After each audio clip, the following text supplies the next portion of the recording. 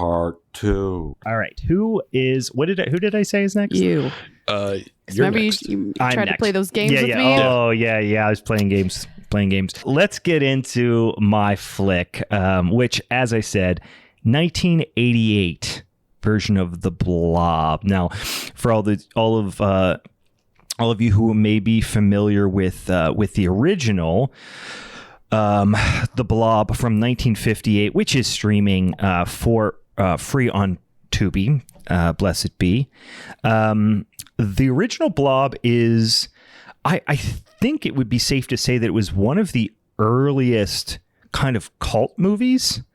I mean, it is very much a, mid-century, nuclear age sci-fi creature feature type of film, drive-in type of movie, probably one of the most famous and memorable drive-in movies of all time, starring a very young Steve McQueen, who, come on, how don't you like Steve McQueen? But it is a little corny, a little silly, but kind of transgressive in a way where, especially for 1958, because the kids all know what's happening and the parents and authority figures and cops and everything don't, and the kids have to kind of come together to save the town, which in 1958 would have been quite transgressive. And a lot of movies, I think, that ultimately took that premise and ran with it were very much influenced by this one. Yeah.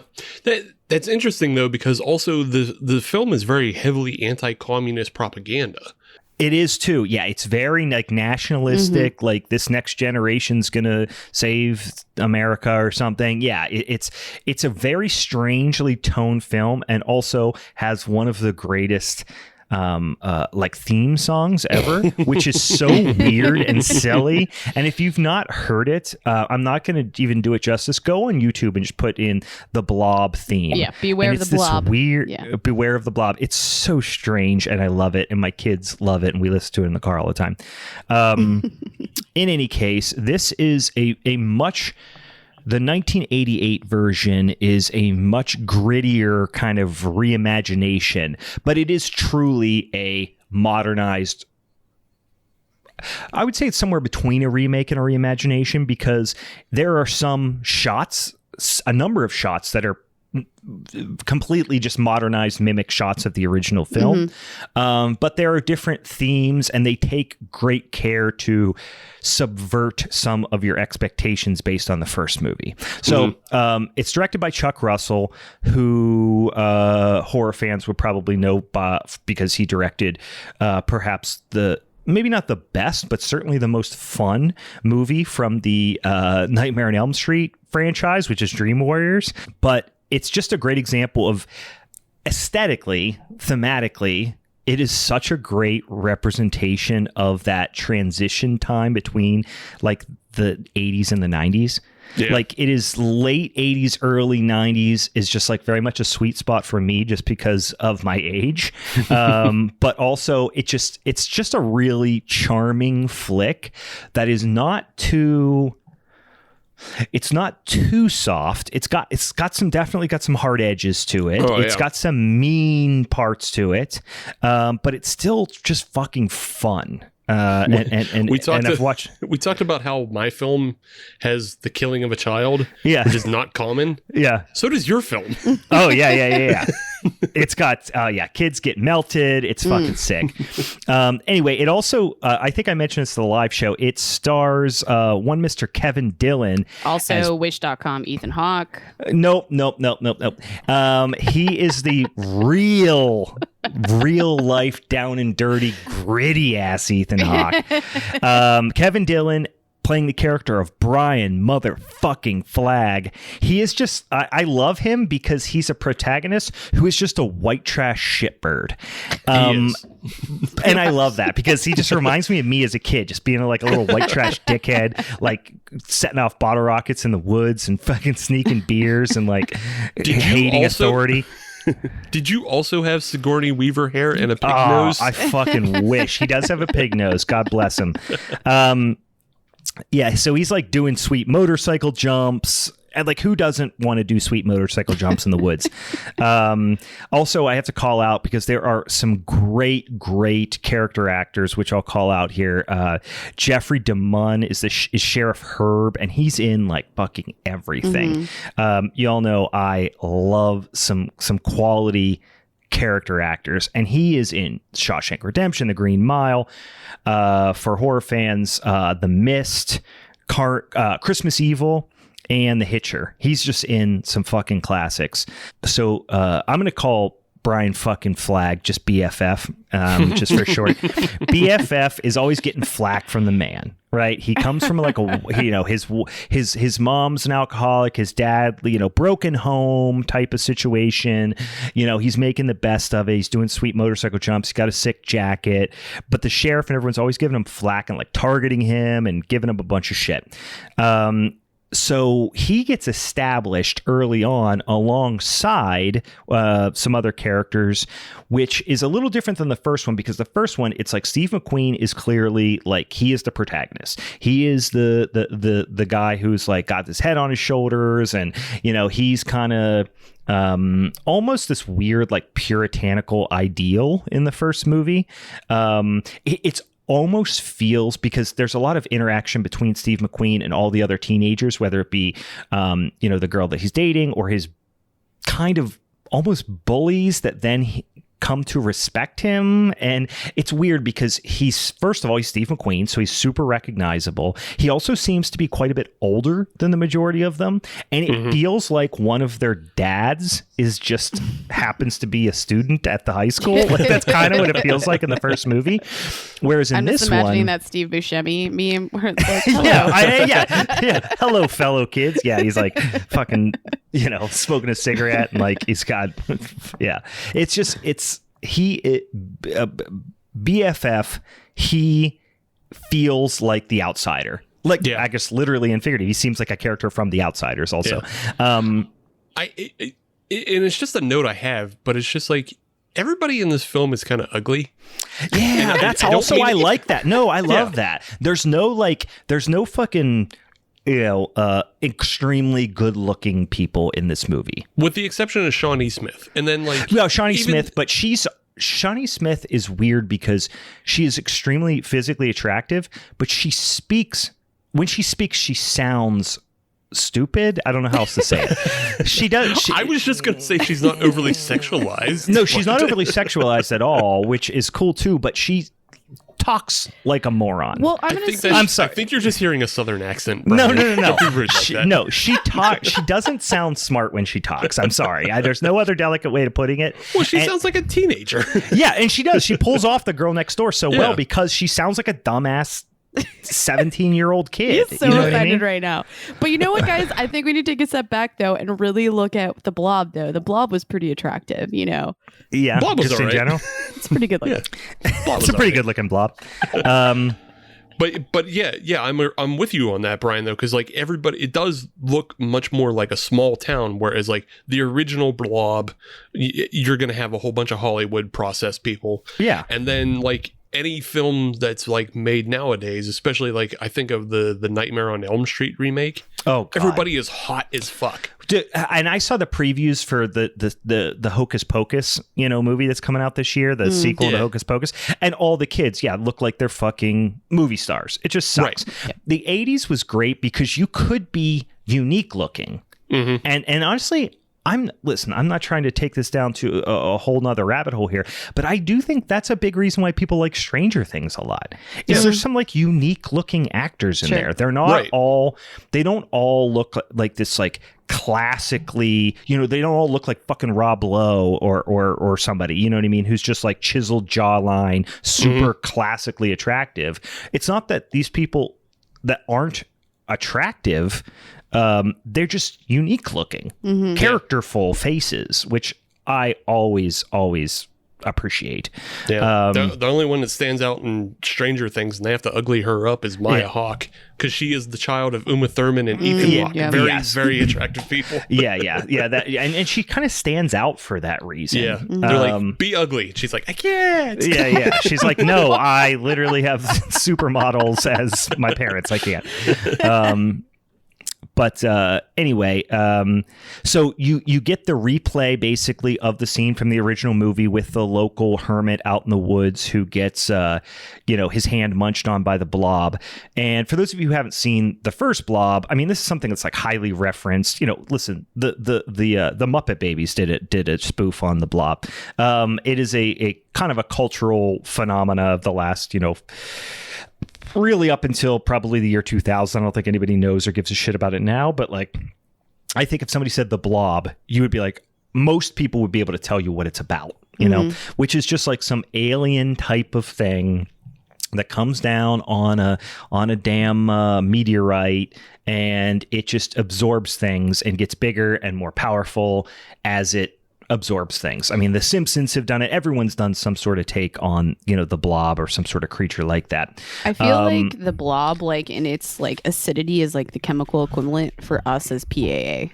Like I was just like, that's probably exactly how it feels. Yeah. Like, don't tuck your pants into your boots because the blob's going to get in your shoes. Yep. But yeah, it goes. It just takes things a little bit more to an extreme, a little bit more, brutal. The first movie is, I mean, I watched the first movie with my 7-year-old and she wasn't scared. She really enjoyed it. This movie I would not watch with her. It's much more brutal. It's much more violent. It's much more gory. Yeah, there's a lot of like charming, mid to late 80s scenarios, like them buying rubbers in the drugstore and all that sort of stuff, which we won't get into. But it's not just all gritty gore and stuff like that. There's a lot of like lighthearted 80s teen stuff going on. But the great thing that they do is they kind of pull a Psycho a little bit in that they set up BFF, he's kind of on the periphery, and you wonder whether he's going to be the main character or not.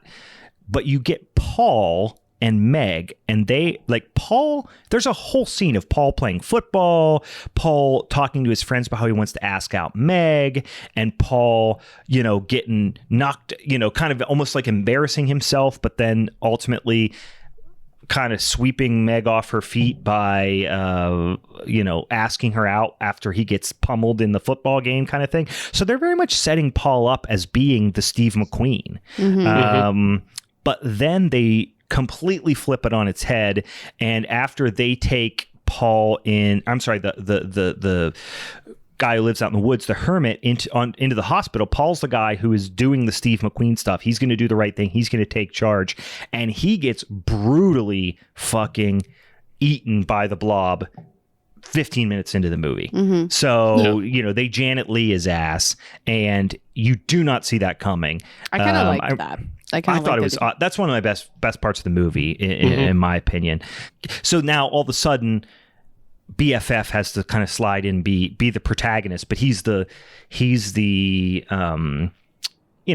not the pure chase Paul. He is the kind of, I don't want to say anti-hero, but he's the outsider who has to come in and like save the town because he has this, you don't have to be the corn-fed football captain, boy next door or girl next door to be a hero. You can come from a checkered background and still save the day, which is kind of the message here that the first movie doesn't do at all. Yeah. And they also focus a lot more on Shawnee Smith as well. Like, true. So they take it away from, the all-American quarterback, football hero, and then give it to, this outsider, but also they give it to a female protagonist as well. Yeah. And she ultimately defeats the blob in the end. Like she figures out how to do it and ultimately defeats it in the end. But one thing I had to note, and it's similar to the original one, so it does take this cue and run with it, but it builds on it, is this idea of like authority figures are not to be trusted, whether they're adults or the government or cops or anyone. Just like, fuck them. Do not listen to them, question everything they say. Even so much so as like when they go into the hospital, the nurse and the doctors are real pieces of shit. Like they're like, they bring in this like, guy who very much looks like, a stereotypical, homeless person who has this stuff on his hand. And the first thing she wants to know is like, does he have insurance? Right. You know what I mean? The kind of thing. So it's like, it's this very like cynical, all adults are cynical and inherently can't be trusted.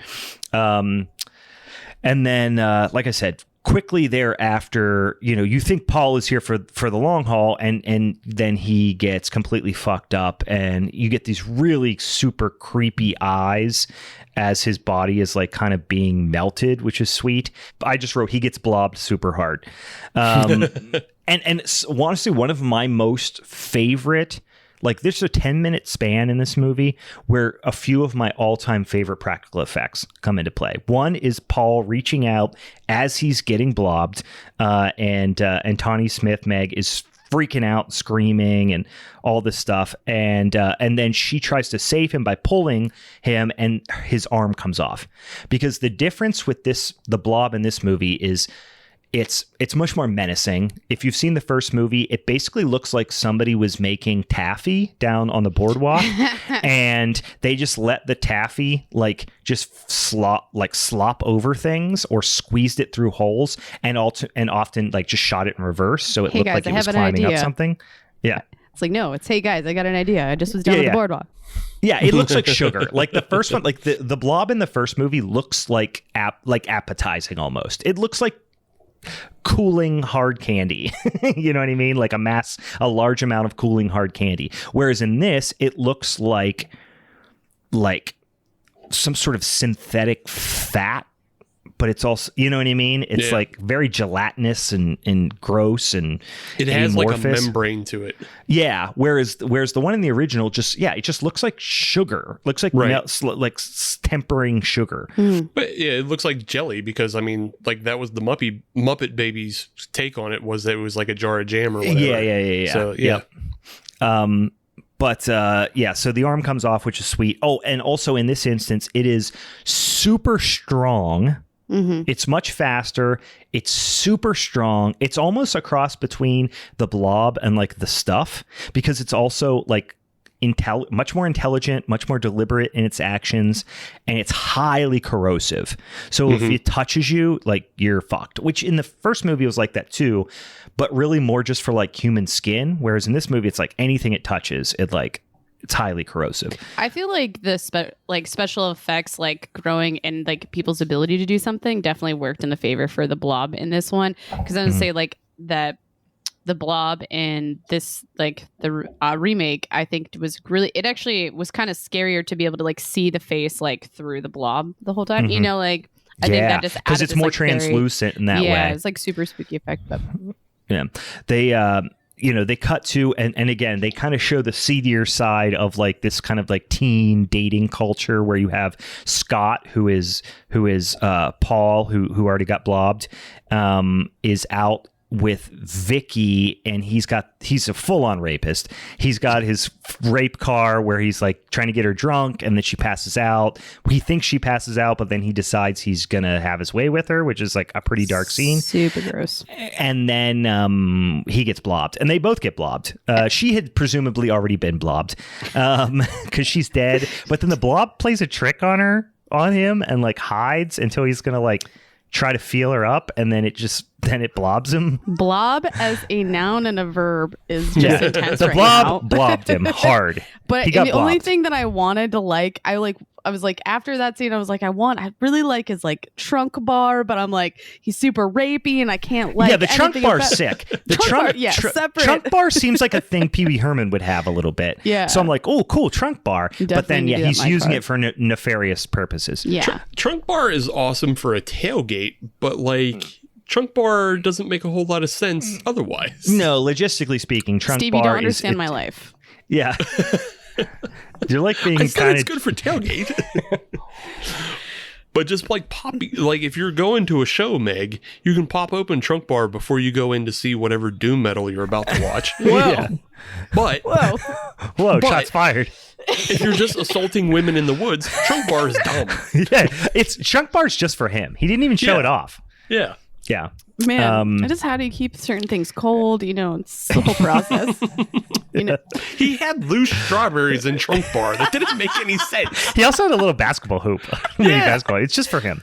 Which again, that's great for tailgate. Oh my gosh, great idea. For Trunk Bar, a little basketball hoop, but you put a drink under it and you throw your fruits and then it throw goes maraschino cherry in it. Yeah.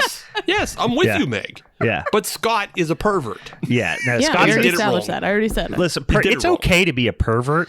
Scott's a rapist. Oh yeah, Scott is a rapist. Yeah, there's a difference. I'm a pervert. Scott's a rapist. Fair enough. Fair.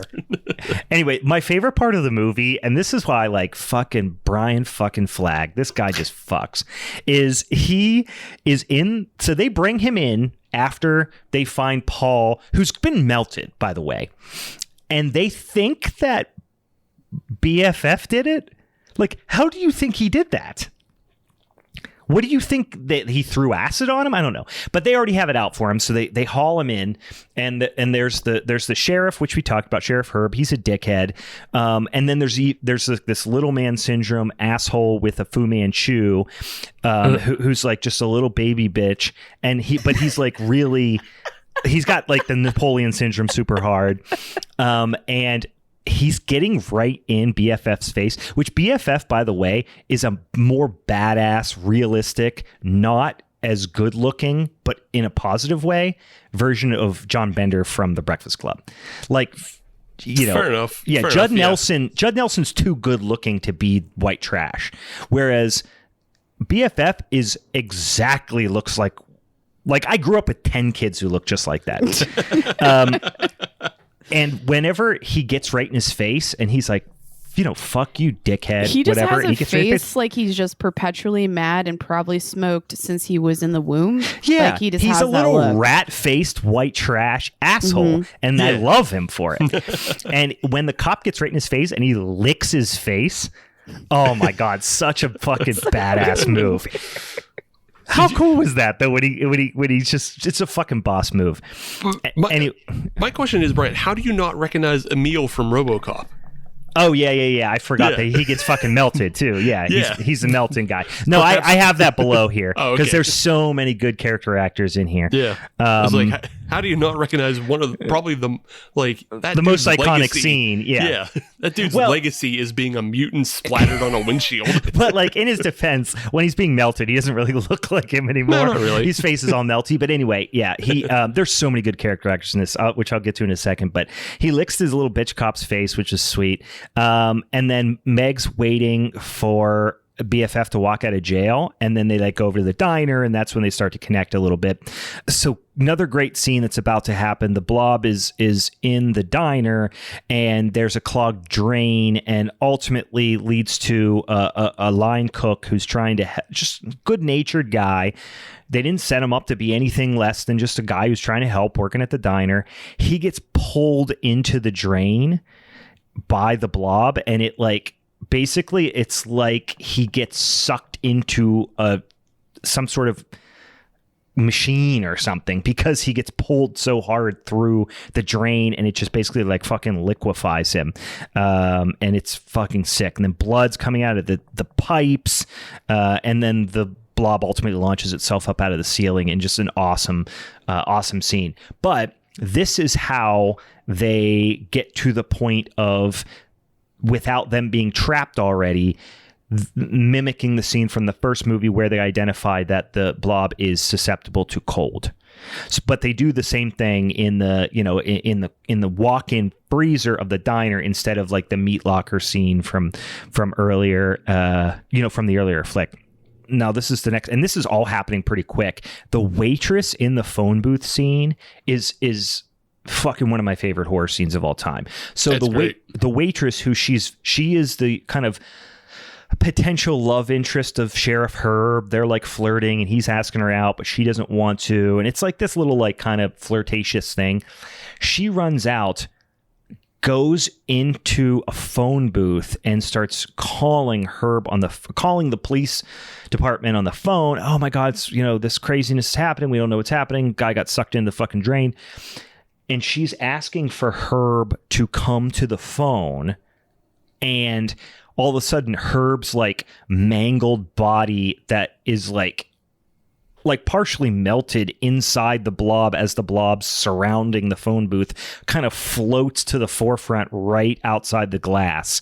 And of course she screams, and then like a second later the whole phone booth just bursts and the blob just, I mean, you can tell if you slow it down that it's a dummy in the phone booth, but it happens with such like violence and it's so fast that it looks potentially like that's what could have happened to a human body, you know, when that like that just pressure explodes the phone booth. It's like a dam burst. She just slammed against all sides.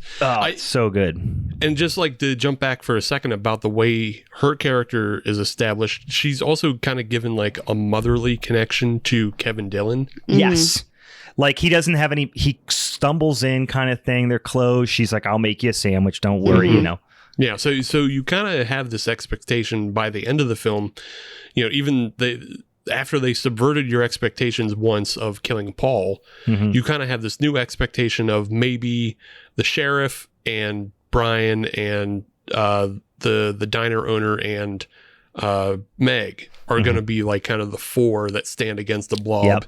And like, you know, you'll find, but yeah, no, they kill both of those characters, and like killing the sheriff right away like removes any sense of control in the city as well. And it's unceremonious the way that Herb is just all of a sudden, oh fuck, he's dead. You know what I mean? He's been dead. He's been dead. You guys thought he was coming to save the day. No, motherfucker, been dead. So that's this movie, and it proves even a couple times later in the movie that like anyone is up for grabs. Which again, it ups the stakes, which I really like. Like in the first movie, there was never any doubt in anyone's mind that the two main protagonists were not going to survive. You know what I mean? Like even when it seemed like all was lost, you were like, no, it's going to get taken care of. This movie, you're like, no, fuck, anyone could eat shit and get blobbed. Anyone can get blobbed out. Yeah, so you get the freezer scene, so they get that, you know, which fans of the original will immediately identify.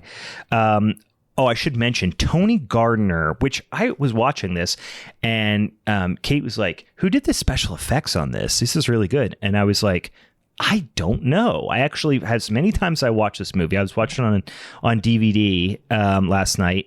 I didn't know who did the special effects. Lots of great practical effects.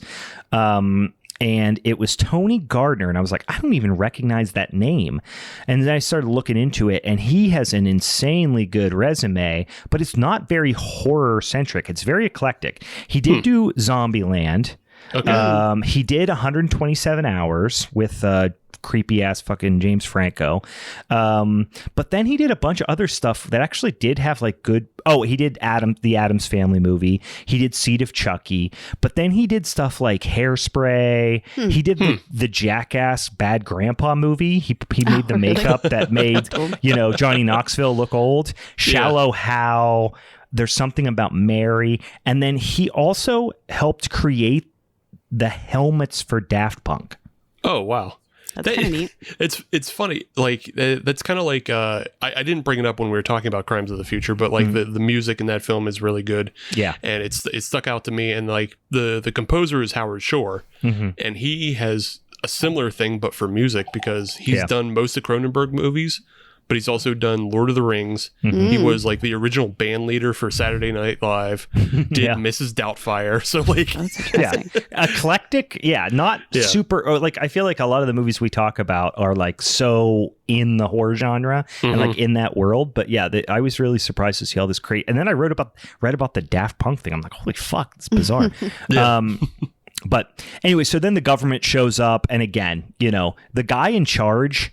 So this was interesting because the guy in charge came across as very forthright. Like, they actually did a good job of casting someone that was like this.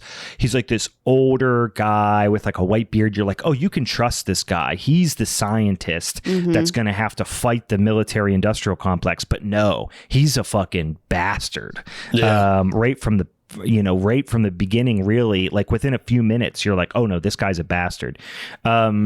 I forgot to write this down, and I meant to look into it a little bit more, but I love the fucking fake movie within the movie that they're going to see, which is called like it's like Garden Tool Massacre or something, kind of fake made up thing. And I meant to look it up, but the guy who was like playing, the fake clip of the assumed protagonist in Garden Tool Massacre or whatever, was a person that I recognized his face, and I meant to look it up and I forgot. But there's a really great scene where there's like two, like a couple, and they're like making out or whatever, and on like a bench in the park, and there's just like a guy up there with like a hedge trimmer and a hockey mask on, and he's like, wait a minute, hockey season ended months ago. And then that's like, then he gets killed. It was a good tongue-in-cheek kind of moment. But you get the movie theater scene, but a more dramatic version of that, where in the original movie, like one of the most iconic things, which actually, oddly enough, Phoenixville, which is where like the original Sly Fox Brewery is, so right over in eastern Pennsylvania, the Colonial Theater on Main Street in Phoenixville is the theater they shot the original Blob at. And that's the theater in the movie. And they do a thing every year, which it's actually, I believe, not next week, but the week after. Annually, they do a thing called Blob Fest, which is a big downtown Phoenixville thing, which I'm going to be out of town, so I won't be able to attend. But I was kind of bummed because I'm excited for Blob Fest. So next year I'll be at Blob Fest. But they do that. They mimic that scene, but again, a turned up, more graphic version of it, where the Blob's just going fucking nuts in the theater and just fucking people up. And so a couple of the other great character actors that show up in this thing, Robert Axelrod, Bill Moseley is in it. I wouldn't even call Bill Moseley necessarily a character actor. Like he's obviously Chop Top in Texas Chainsaw Massacre 2, and he's in like every Rob Zombie film ever, and he's fantastic. Frank Collison, you'd know him immediately. Like there's just so many good character actors in this thing. So when they realize that the government folks are just basically like, they reveal that it is not a just comet that happened to have some alien life form on it. It was actually some sort of U.S. led experimental satellite type of thing that ultimately was infected or inoculated in some way with a bioweapon. It's like a virus of sorts, like some sort of intelligent, self-aware virus that manifests itself as this giant, pink goo. And it's a very valuable potential biological weapon for the U.S. military. So they're basically like, we need to capture this and fuck this town, and whoever dies. We don't care, as long as we can, salvage this bioweapon. So again, a little darker, definitely more subversive, definitely taking the don't trust authority thing to like the umpteenth degree. But one of my favorite scenes here, the government folks in the hazmat suits have taken Brian and Meg away in this truck, which I'm just noticing now that I can't believe I didn't notice that they are named Brian and Meg.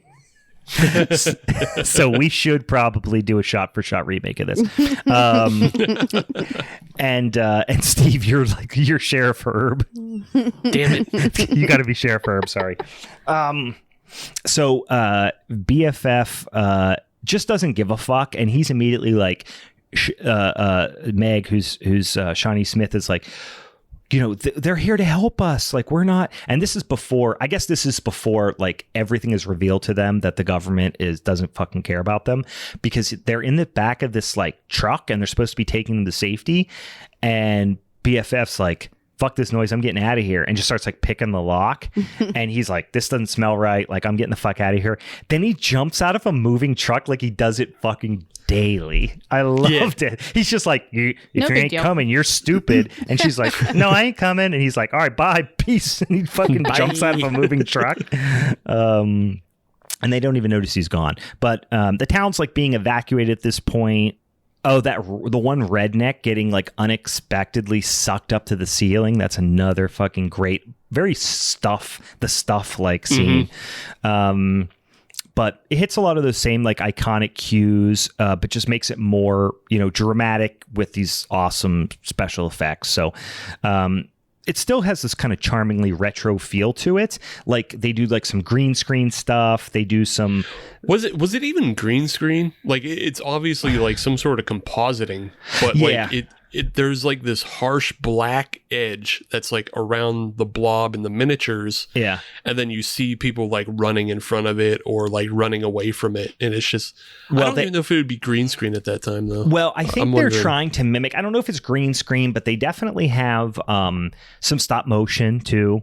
Mm-hmm. And I think it is, so some of the most iconic scenes in the first movie and what makes it kind of like charmingly campy is some of the scenes with the blob in the first movie that just makes it bigger are just these kind of like forced perspective type shots. Right. Because remember, it's just like, imagine like Them or something like that, from that era. It's shot in a very similar way, except for instead of a giant insect or something like that, or Night of the Lepus or something, instead of it being like a giant rabbit or a giant insect, it's just a giant blob of creeping weird candy goo. Right. And then some of the most iconic like still images are just literally paintings in the first movie. Yeah. Whereas I think they were trying to like pay homage to that and make it feel like that mid-century sci-fi thing, but they obviously did a little bit better job. But like it's hokey and just like the most charming ways, which is kind of weird because it's unique in that sense, because there's not the practical effects when they want to be are awesome, but then it's almost feels intentional that they pop in these kind of like slightly not even outdated, but like older approaches to doing things, Yeah, it definitely feels very intentional just because like even when it's like traveling down the street and like it's picking up the soldiers in the white suits off the street. Mm-hmm. Like those soldiers are like a smaller scale than the people that are running away from it. It like the scales are very obviously off, but like you see it and you go, oh, I know what this is. It's just an homage to the original. So yeah. And then eventually, BFF gets away. He does his sweet fucking jump with his motorcycle. He fucks up a guy with a socket with a ratchet, which just smashes his fucking glass in his hazmat suit. And then the government has quads now, so they're like chasing him through the woods. He does his sick jump and escapes, and then flips him the motherfucking bird as he's driving away on his motorcycle. Oh, it's such a good scene. I have to wonder, like, because this movie is after E.T. Yeah, and there's so many like kind of parallels with them wearing the clean suits and everything. Yeah, of like just like, what if E.T. but violent? Like, what if? Yeah, you're right. I wouldn't have thought that much about that. I mean, obviously it's much faster paced, but like, there is a little bit of a. I could see that, the hazmat suits especially. That was something you weren't necessarily seeing a ton of back then. Although I guess when you think about like spacesuits and that's kind of what spacesuits look like back in the 50s and 60s sci-fi sometimes. Yeah, even the army is introduced almost like a UFO, because Meg and Brian are out in the woods and you just hear like a whir and then lights shining through the trees. Yeah, and that's like a very ET or Third Kind kind of introduction of aliens. Yeah. But then you get the sudden turn of like, oh, it's a fucking Apache helicopter, and here come like government agents and shit with trucks and stuff. Yeah. Yeah. So this was another thing. So I'm leading it kind of up to this was where Meg and her brother's like little shitty friend get trapped down in the sewer, and the blob is apparently down in the sewer. So they're trying to shut everything off so they can capture the blob. And also, this is where Bill Moseley is in it. Bill Moseley is like one of the government agents, and they're like about to escape, and they're like, no, fuck you, stay down there. You might be, they're just like, no, you're going to die down there because we can't risk you coming up. So it's like human lives are like very expendable, whether it's theirs or the just, bystanders in the town. But this is where the Meg's brother's friend, who has to be what, like 10 years old, 12 years old, gets fucking melted. Like, yeah, this is just like, they are not even fucking around. They will melt a kid. And it's pretty brutal. But yeah, they do end up. Oh, go ahead. Oh no, like mine is such a stupid comment, but I just like couldn't help it because in this scene was like the weirdest time of when they're working with the blob. I was like, I can't stop seeing that it looks like a butthole in this like sewer. Right in that scene, it does. It looks like yes, like a, what do they call it? Like a flower, you know, that has like a prolapse. Yeah. Yes, that's what I meant to say, a prolapse. Yeah, so I was like, I don't know why I didn't know that. I was like, I just immediately... It looked like a butthole. Definitely. It did look like an anus. And then BFF just fucking shoots a bazooka straight up and blows them up out of the fucking manhole, which was awesome. And like a bazooka is the most like late 80s, early 90s thing you can use. Like a bazooka is like the weapon equivalent of like quicksand. You know, they always say like, you know, in movies when you were little or cartoons or whatever, people always came in contact with quicksand, and you were like, you just thought quicksand was going to be like a bigger part of adult life when you got older. Right. But like bazookas, I as feel like a you're kid, not the first person who said that, and I fucking feel that so much. We were so scared of it, but I've never seen it. Never seen it. I remember being in the woods with like friends, and there's like a big muddy pit. And we're like, don't go in there. It's quicksand. You're going to die. Meanwhile, we're in Western Pennsylvania. But anyway, yeah, bazookas, same thing. You were just like, oh, that's the trump card for anything. Like, oh, you got a gun? I have a bazooka. Like that was the baddest ass thing you could possibly do. But then you just thought bazookas were everything. And it turns out like no one uses bazookas. It's kind of disappointing. So you have this Mexican standoff scene. You know, the blob ends up fucking up the main kind of government doctor, sucks him down. And this is another example. And they continuously do this, is every time the blob like blobs somebody, it demonstrates how super strong it is. Like in this instance, he gets sucked down into the manhole and he's holding like an M16 like assault rifle, and he tries to like brace himself by like using it across the manhole, and it just snaps the gun in half and pulls his ass down. Then the asshole government people just like shoot and throw dynamite in the hole, which is like doesn't work at all, obviously. And the now he just has dynamite powers. Yeah, now he just blows now shit he just up. explodes up through the fucking He's just street farting right out after. dynamite around everyone. That's where you get some sweet stop motion and stuff. And you know, they realize fire doesn't work, but you do get a great burn scene at this point, like a long burn scene. But this is when Meg finally kind of puts two and two together, sprays it with a fire extinguisher, like, you know, in the first movie. That's ultimately how they kind of subdue it. But BFF goes and steals a snow machine truck, which is some foreshadowing from before, because he works at a mechanic shop, and you know they had to like get him ready for the winter or whatever. And he just starts spraying him with snow, but then he like tries to ram him, which I'm not sure what the plan was there. But he ends up getting trapped in the truck, and then Meg starts blasting it with an M16, basically lures the blob, you know, to the snow machine, which you're assuming it's a big like tank of liquid nitrogen. And then, you know, she explodes it. There's like a quick moment where like she's trapped, and then he has to come save her. Now this plays into your original statement about how she sounds stupid when she talks. Yeah. Because this is incredibly stupid when she tries to jump off the back of this and her foot gets caught and she just slams into the side. Oh, so hard too. Like she gets smacks into the fucking side of it. That would have knocked the wind out of her, and she should have just been hanging there going, oh, oh, oh, oh. Yeah. She just like, yeah, I mean, swings and just fucking breaks her ribs, you know, smacking against the side of this thing, but ultimately comes and saves her, and blows it up, and then it's like snowing in this, so you get this like weird like Edward Scissorhands-y kind of scene where like it's snowing because the like nitrogen thing exploded, and you know it was a snow machine. I don't know if that's how it works, but I do really like the image of the blob frozen. because now it's like kind of crystallized, which is kind of cool. It looks like the aggro crag is kind of like melted in the middle of the fucking of the street. Another idea for your birthday, dude. Because I'm assuming you'll have a party. Wait, you're gonna give me a glowing piece of the radical rock?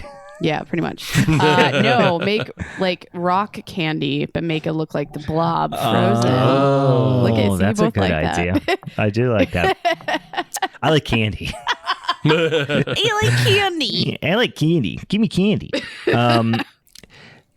So we didn't talk about this, and I don't know that I don't love or hate this ending, but I do feel it was unnecessary.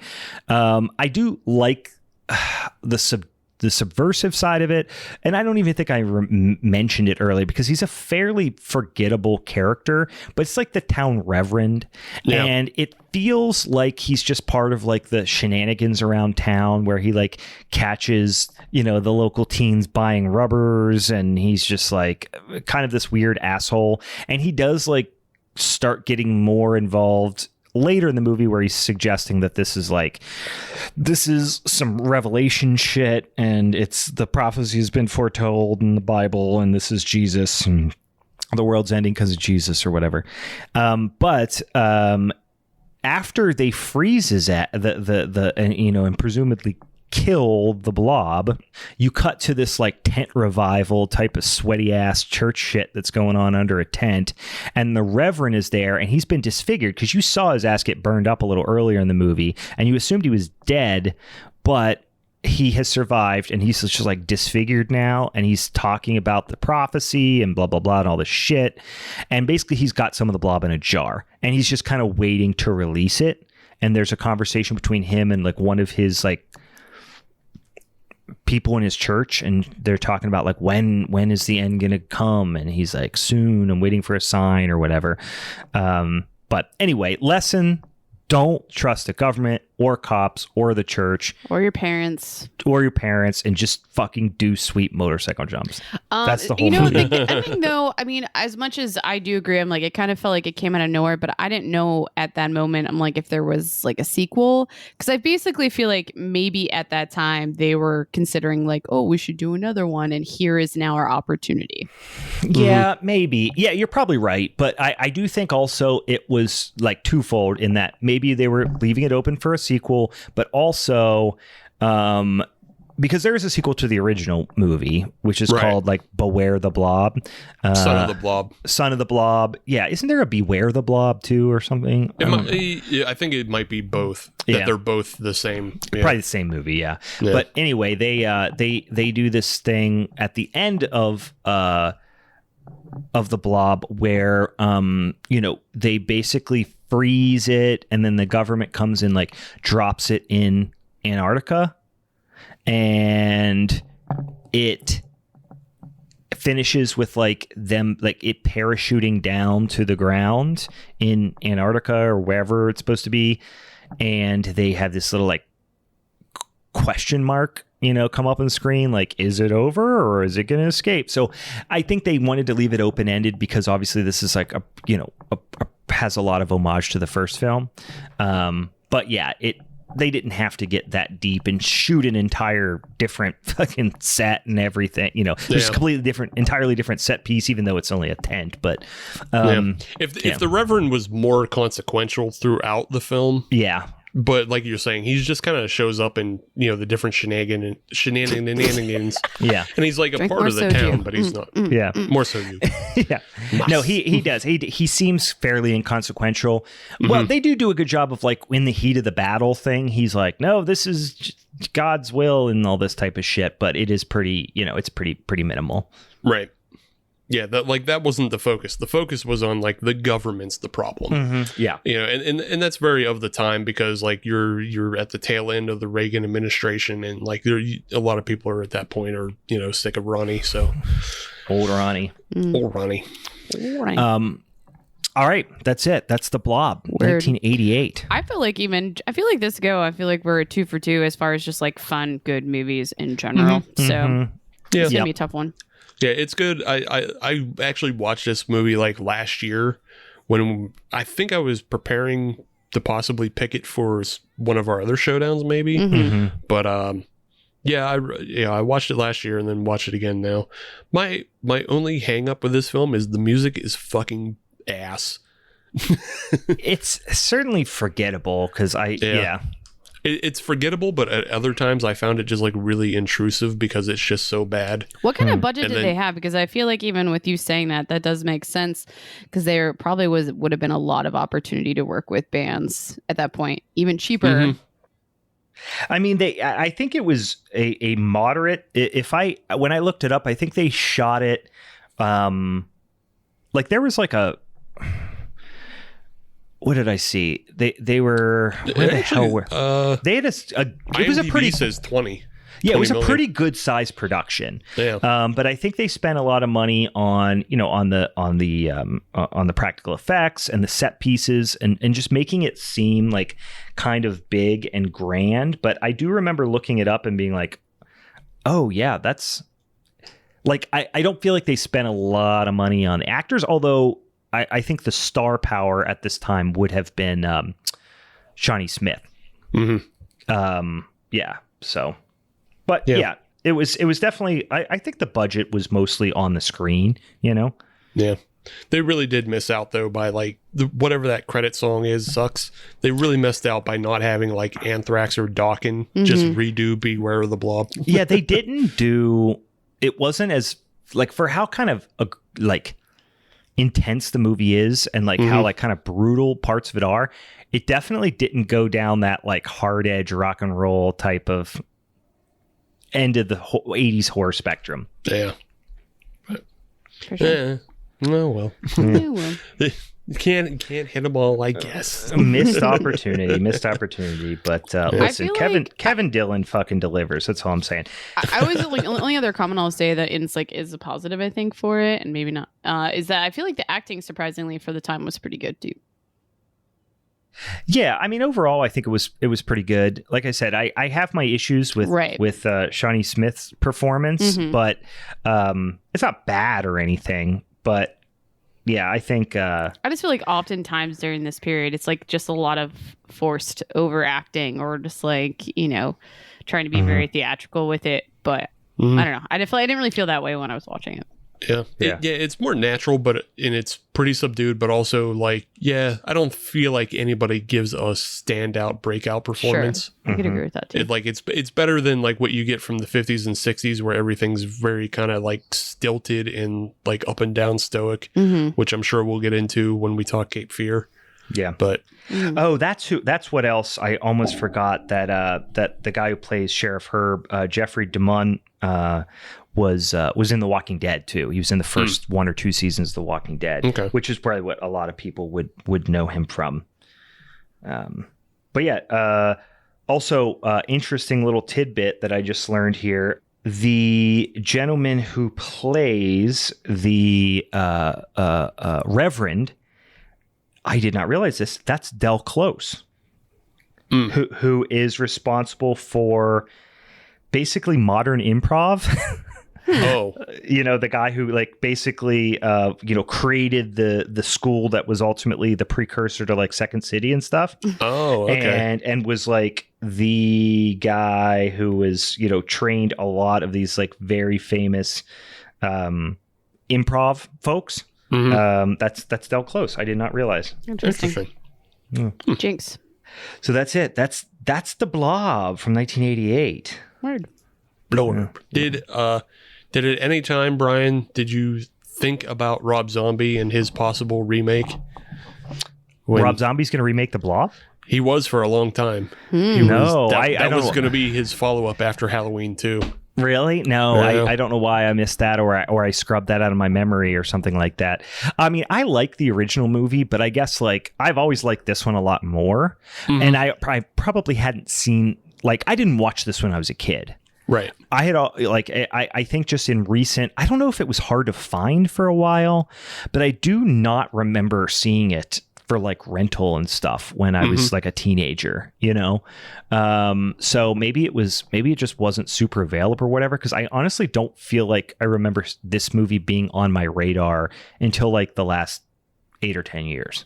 Yeah. See, I remember it vaguely, from like childhood, because that the scene where the blob like busts out of the street and it's just like a big giant tentacle almost. Yeah. Like I very vividly remember that, but like, yeah, otherwise, yeah, I didn't really see it until more recently, but I remember reading, because I'd also watched the original a lot and the Larry Hagman sequel, but I just remember reading about Rob Zombie and his plans for remaking it, and like he had this whole thing where like people were going to be consumed by the blob, but then almost turned into zombies. So like they would be like walking, they would be connected to the blob.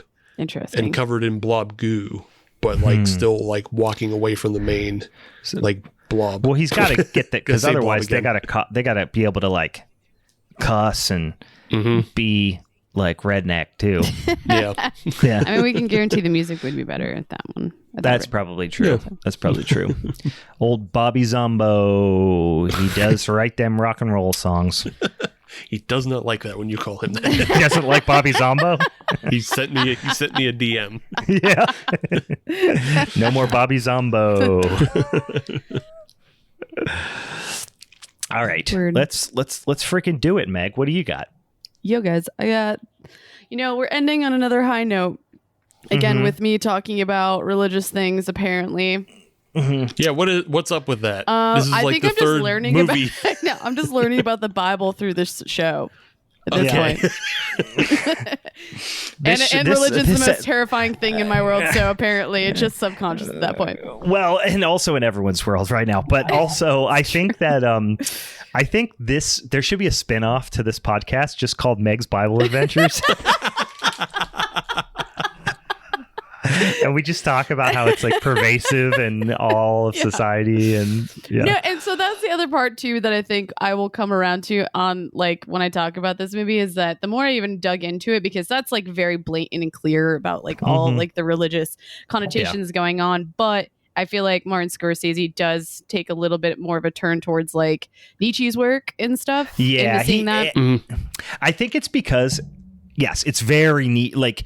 The whole idea of like the Ubermensch and all that stuff is like super baked into the character of what the fuck's his name? Max Cady. But I wonder whether it was because Scorsese is super religious, isn't he? He looks like he would be, but I don't know. I don't know. I thought he probably was raised Italian Catholic, but I don't necessarily think that he's super religious. Oh, okay. I had it in my head he was super religious. Maybe not. Maybe in 91 he was. But I feel like he added the whole like Nietzsche element in there just to take some heat off religion. I don't know.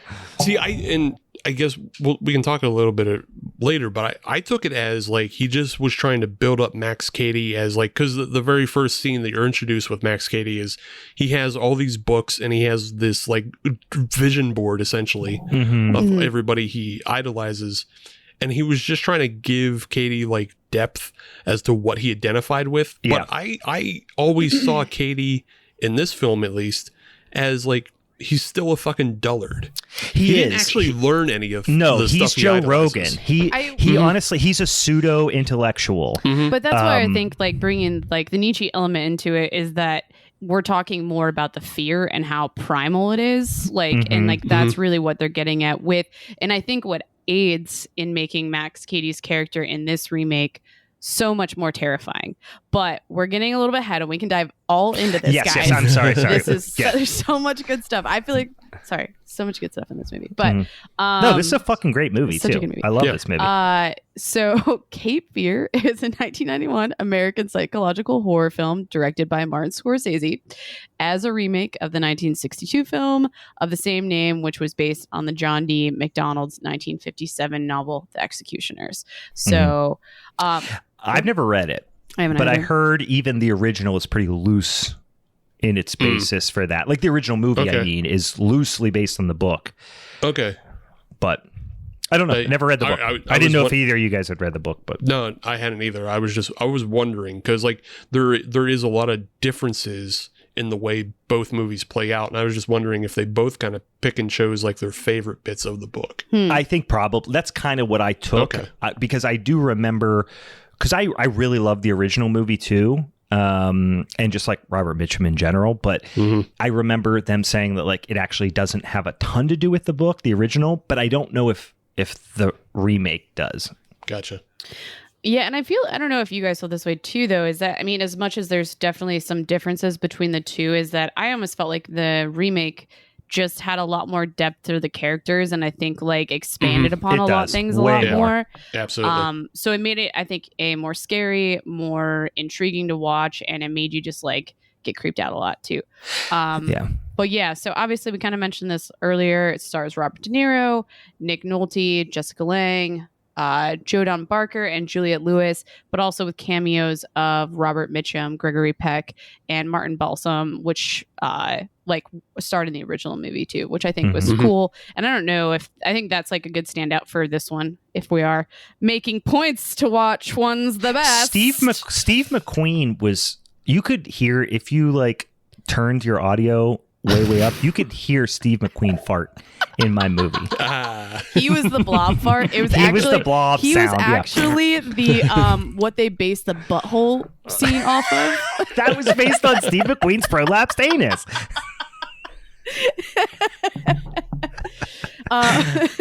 So the synopsis of Cape Fear. That's an album name, Steve McQueen's prolapsed anus. God. That's a great album name. Sounds like a Cannibal Corpse album. No, that is such a punk album. Oh yeah, that's like a Dead Kennedys fucking album. Yeah.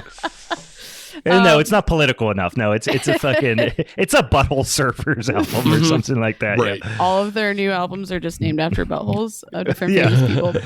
I meant Dead Milkmen, not Butthole Surfers. I think that was that was a Freudian Dead slip. Milkmen are a little bit too like uppity, I feel like, for that baby. I don't know. Anywho, getting off topic again. The film tells the story of a convicted statutory rapist, Robert De Niro, aka Max Cady, who mostly by using his like newfound knowledge of the law and its numerous loopholes seeks vengeance against the former public defender, who is Sam Bowden. Jesus fucking Christ, Megan.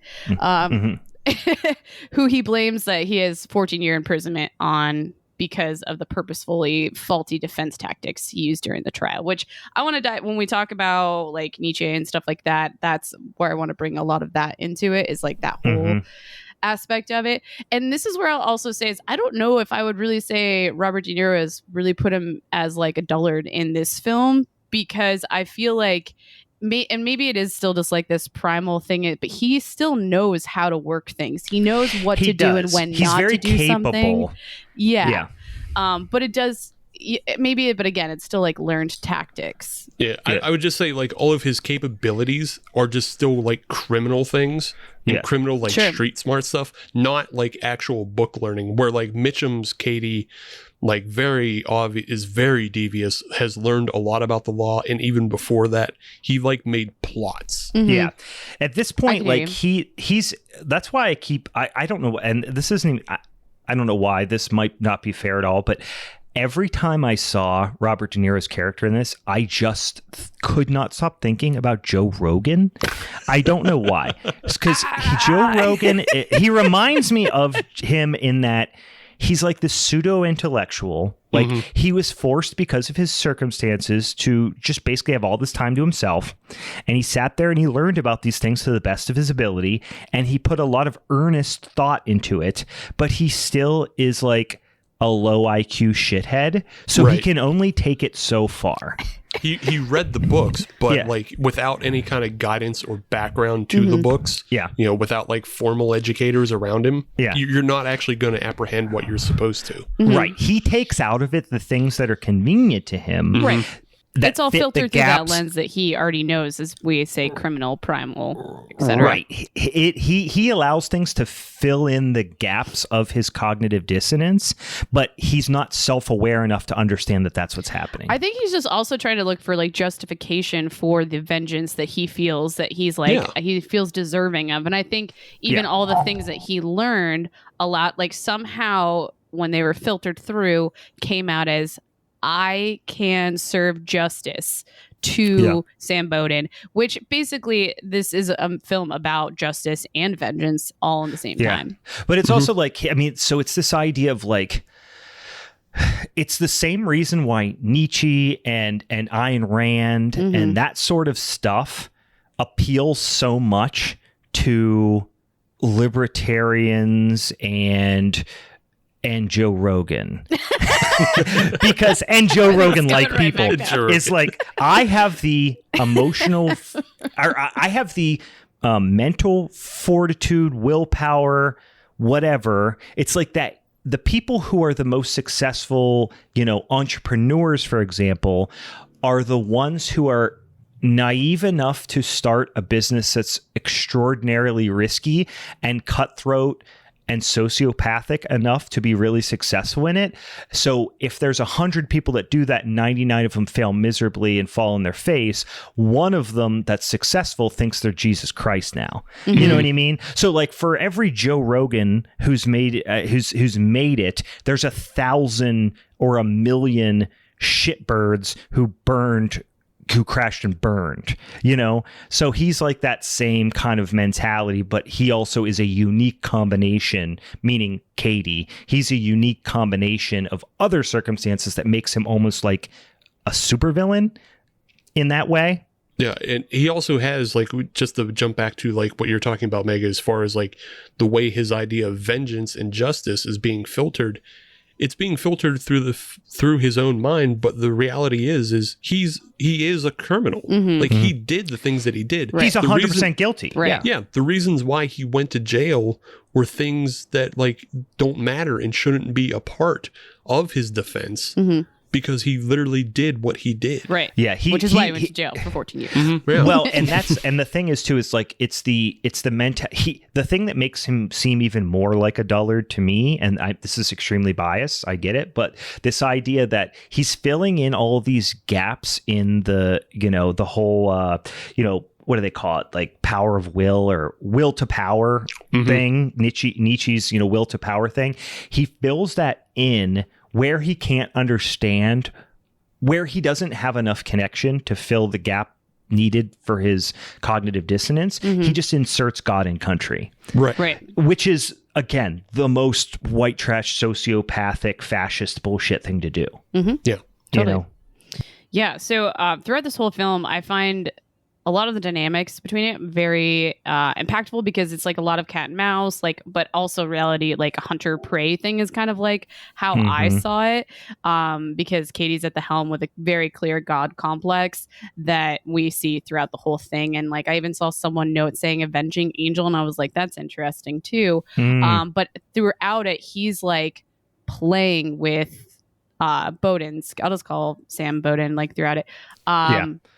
Because like, and so what that does then to Bowden is puts this like Katie thinks that basically it is his job to test Bowden.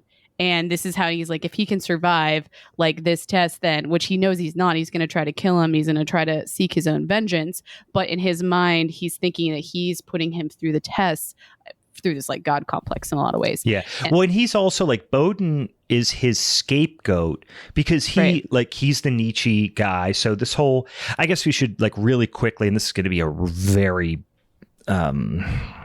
flawed misrepresentation of, and I'm not a expert in Nietzsche or anything like that at all, but the idea of like the Ubermensch or like the Superman is this whole thing of like, essentially the way that sociopath shitbirds take that and manipulate it into being very self-serving for them is this idea of like the exploitation of the world around you is basically your birthright as a living being. So morality, if you can step above and impose your will on the world, it is your right to do that. And only the most special of little snowflakes can do that. And morality becomes irrelevant. And it's just this like do what you will thing. But it's a way for sociopaths to justify that feeling that they have that they're superior to everyone else because they lack empathy and all the things that sociopathic people struggle with. And it's a way to justify their feelings and make it into a superpower. Yeah. Because basically Nietzsche okayed it for himself And like Nietzsche would probably disagree with a lot of the people that, take that on. Yeah. But in the end, if you elevate yourself, Nietzsche gave them the green light and the basis. Yeah. And it's very vague, which makes it easy. Something this vague is why it's so influential for low IQ shitbirds. It's because it's easy for them to bend it to their own ends. You know what I mean? And it makes it just like it makes it an easy patch to put on their cognitive dissonance. Like last podcast on the left just did a series on Leopold and Loeb. I don't know if you guys heard, but Leopold and Loeb was like one of the most famous murder trials of the 20th century, and it was basically these two super kids from these super wealthy families who basically, and there's speculation on like who was kind of the leader and who was the follower, but these two assholes, like you guys have seen, we just talked about this Rope, Alfred Hitchcock's Rope. That's based on Leopold and Loeb. And it's this idea of like these two spoiled rich fucks who decide that they can do whatever they want for whatever reason, and they decide they want to assert their dominance on society by performing the perfect murder. But they're, no matter how like smart they both are, because they both are like, unquestionably intelligent kids, they're still like emotionally crippled because of their background and their upbringing and their shitty, weird inbred family and all this stuff. So they're like caught immediately, know. But sorry, I went on a hell of a tangent there, Meg. But yeah, I was just kind of got on a tangent with the whole like Ubermensch thing. Where to jump back in at this point now to mention, we're talking about like a lot of the cat and mouse, and to give a little bit of a premise to like some of the things that go on throughout it. Katie basically shows up to the town. He finds out where Bowden is living with his family, and in his mind, he starts stalking him, and he tries to follow where he's going and what he's doing, and just shows up there. And then eventually, and this starts out where he's in the movie theater and he's like cackling, which is like such a creepy scene for like just it really start. Is. It gives you like, he just gives no fucks, and he's showing how he's like, I'm right here, right in front of you. He's such a loose cannon, like that scene. Just like he's laughing, he's having fun, assumedly, but it's Robert De Niro, so he's like one of the fucking greatest actors of all time. Yeah. But he's just doing such, and I don't even know, maybe you guys were able to pinpoint it better, but I don't even know what he's doing that makes it so creepy. But there's just like this underlying aggression in his smile and his laugh. Oh, yeah. It's mostly because like there's nobody else around him. Yeah, he's by himself. And no one else is laughing or getting, you don't even see anyone else in the theater even getting humored by this stuff. Yeah, he walks into the middle of the movie, and like Problem Child isn't that funny, so like, and then is that what they're watching? Yeah, they're watching Problem Child, and like he walks into the middle of that movie, he sits down and like immediately lights up that stogie, so like everything is so aggressive with what he's doing, and like the scenes, like even the scenes that he's laughing at, they're not really funny scenes. Like nothing's really happening. It's about like it's like the end of the film really, where John Ritter discovers like the problem child he adopted is like actually cares about him. That's not funny. So his scream cackling over everybody makes no sense. It's so out of place. Yeah. Yeah. Right. And then he follows them to the restaurant after the movie and find out that he had already paid for the family's meal. So like, this is when I think Bowden's starting to get a hint, like what the fuck? This guy is clearly like following us. He's like looking at what we're doing. And then he eventually, after a trial, finds Bowden in his car and approaches him and is just like, hey, it's me. I'm back. Do you remember me? Type thing. So he's just taunting him a little bit too. He takes his keys. Right. And that was completely bitten off from like the original as well, which I thought was good. The interesting thing about this one, the thing I like makes it more complex, and Meg, you maybe has already said this, but you said how like they added more to the characters, which they did, obviously Max Cady, but even because in the first movie, the thing I didn't like about the first movie, and I love the first movie, but the one complaint was like Gregory Peck was like too much of like a Boy Scout. Mm-hmm. Yeah. He just never did anything wrong. It was just good versus evil. Right. Yeah. I mean, and like, you know, on the tattoos and stuff, like it's a little surface level. Whereas this one's like, no, what is it? Sam Bowden. Yeah. Bowden. Yeah, that's what I'm trying to think of. He's like a flawed character. Mm-hmm. Yeah. Well, I mean, they're both Sam Bowden, but Nick Nolte. Sorry, Nick Nolte, Sam Bowden. Nick Nolte, Sam Bowden is a flawed character, and I have a note written down about how like so yeah, we've gone through like how Max Cady is a character unto himself, but like there's this symbolism of like Cady's sentence being 14 years, and you can just see the degradation of Nick Nolte's life. And like the way 14 years has taken its toll, because you think of Cady kills his dog, but like really, if you think 14 years, that dog has lived, you know, that 14-year lifespan.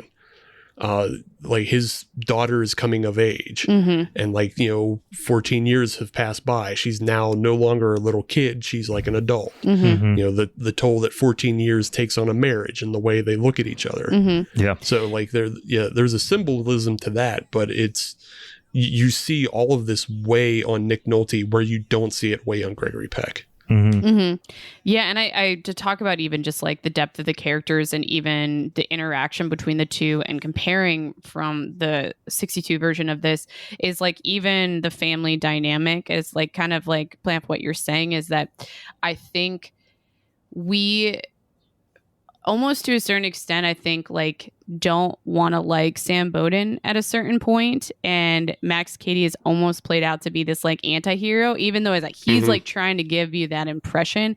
But I think part of that is created because we see Sam Bowden like he bends the law at times, like but he also believes in the law.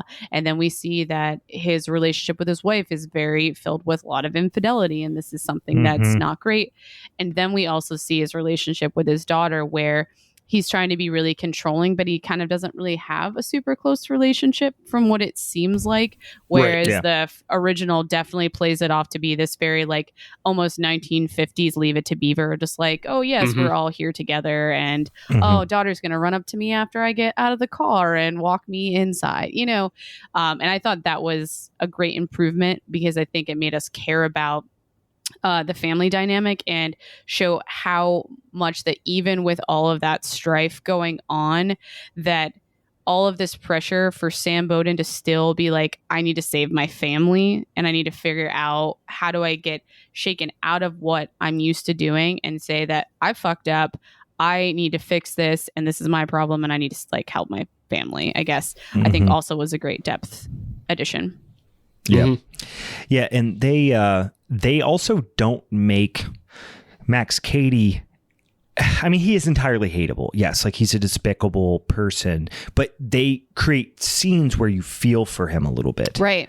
Like when he's getting the shit beat out of him by the guys that like Sam Bowden, who is like, you know, this like white knight, you know, oh, I'm here, you know, protector of the people and all this stuff. He goes through these like back channel, you know, shady shit to basically hire thugs to beat the fucking Max Cady. Right. Yeah. Which, you know, is obviously illegal and, you know, shameful. But also, even during that scene, you don't root for Max, but you're like, they make it a point to try to create some sympathy for him. Right. You're impressed by him. Yeah. Maybe that's better because of his like, which you kind of learn, but not really his pain thing.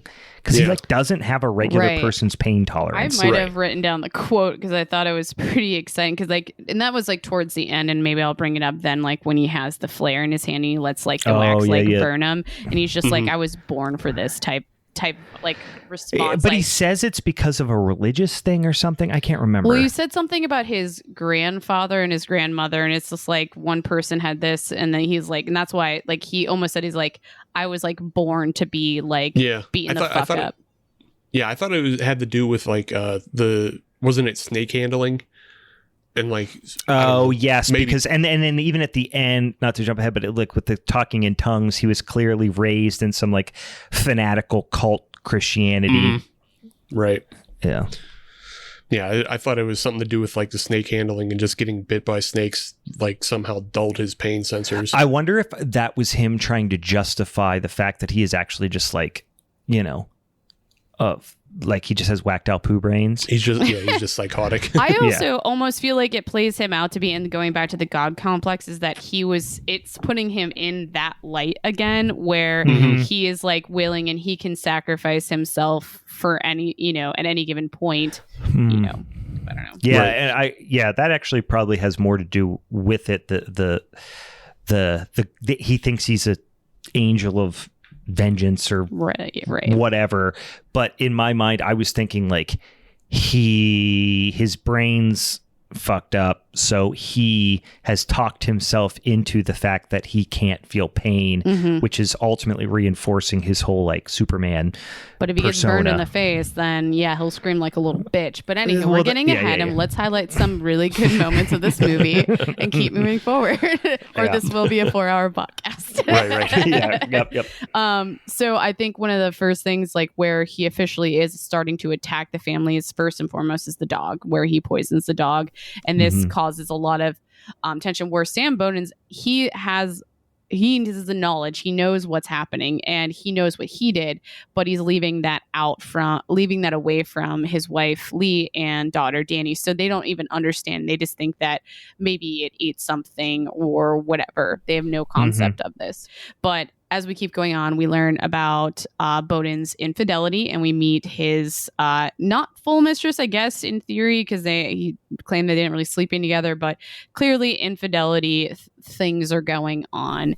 And he's also like emotionally preying on her clearly too. And totally. He definitely is looking for some, I think, like maybe something he feels like he's not getting out of his marriage, again, like not justifying it, but he's like, oh, she's just like batting her eyes at me and making me feel like I'm like a man, so I'm gonna go after this younger pretty girl. It's sick and disgusting, but I think like it was a good point. I think overall with her fate, which is probably not going to be too far away from where I'm going, is that I thought that was like one of improvements for this remake, was that it wasn't as much of like what do we say, like tell and not show, but like you kind of have to create in your mind, whereas with her and her getting attacked. So basically the next scene I really want to highlight is that Bowden stood her up and she got mad, and then lo and behold, Katie is just again watching everything that's going on his life. He knows everything that's happening. He sees that clearly he has this relationship with her, which offhand I'm forgetting, but I have the cast here. It's Alana Douglas, Lori Davis. Well, that's she was in Goodfellas, and she's you definitely recognize her. So Katie picks her up basically at a bar, starts flirting with her, and she takes advantage, or she doesn't really take advantage of it. She's just like feeling low and down on herself. She's like, cool, yeah, I'm going to go home with this guy. So this scene, which basically we're seeing an actual like rape scene of what Max Katie is capable of doing, and basically tying her up, like biting her face. Oh, it's fucking so brutal. Insane. And then the only thing we don't really see is the official rape, but we do see like a shadow of like him punching the fuck out of her, and it's super brutal, and it sets, I think you were kind of alluding to this later, it sets up this fear in you that like, oh my god, he is fully planning to do something like this to like Juliette Lewis, his daughter and stuff. Yeah. Right. And that's exactly what I think his mind is going to, knowing that the girl that he assaulted and raped before was so young too. Right. So Bowden finds out that this actually is happening. He gets called down that this was going on and realizes it was her. It was Lori. And kind of similarly to the original, that she didn't want to talk. She is terrified of Katie, and she knows what he can do. And which basically though, the goal was that if Lori talks, and they could put Katie behind bars again and be like, hey, this was the guy. But they're too terrified. So it's another, like, again, the cat and mouse thing. It's slipping. Katie keeps slipping through Bowden's fingers. Like nothing he's trying to do that's in the like ways of the law are working. So eventually he starts taking matters into his own hand, kind of like what we were alluding to already with hiring the people to beat up Katie, but also having that private investigator come in and basically be like, I'll kill him for you if you want me to, type thing. So he eventually alludes that he has to get down on Katie's level to actually defeat him in this case, which is basically what we see throughout the rest of the movie. It's funny because like they're not wrong. Like you have to get down to his level. You have to just be willing to kill this guy because he's a monster.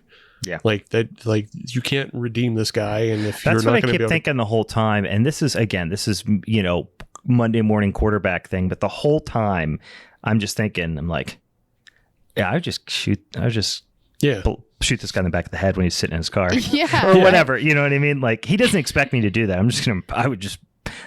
think I would just murder him. Incriminating myself here, but I feel like we also see this type of theme throughout it. I mean, immediately when you said something about shooting someone in the back of the head, I was like thinking of Sons of Anarchy, which I watched like multiple times, and it's just like you see that.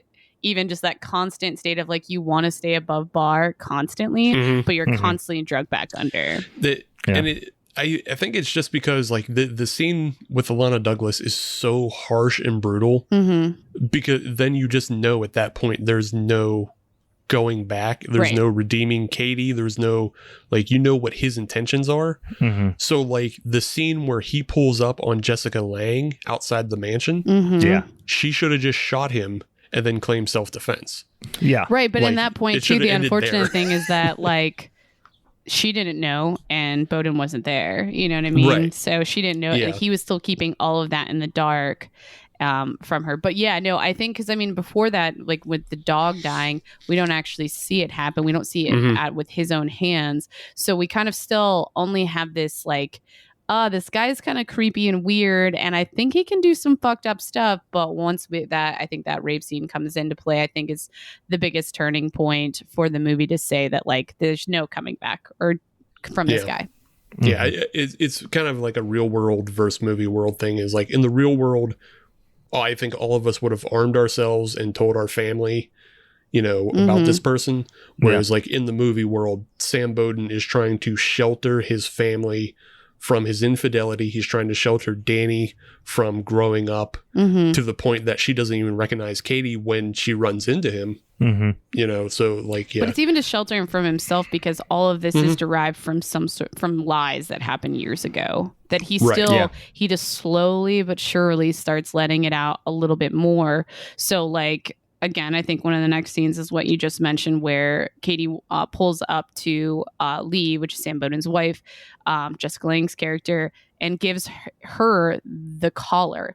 Which, again, I don't understand why it wouldn't even been clicked. Like why would this man have this collar at this point? And then we find out later, Bowden exposes that, that's the guy, and tells her who he is, but still doesn't fully tell her what he is capable of doing and what he's done, because that exposes himself.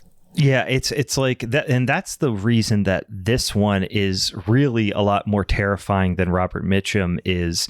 This Max Cady is because De Niro's Max Cady is using Bowden against himself, whereas I guess in the original he's doing it to a certain extent, but instead of using his past transgressions and his dishonest nature against him, in the original one he's like almost using like Gregory Peck's like piousness against him, right? Or his sense of decency and social norms against him.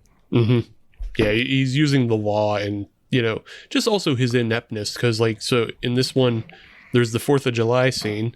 Happy 4th of July, everybody.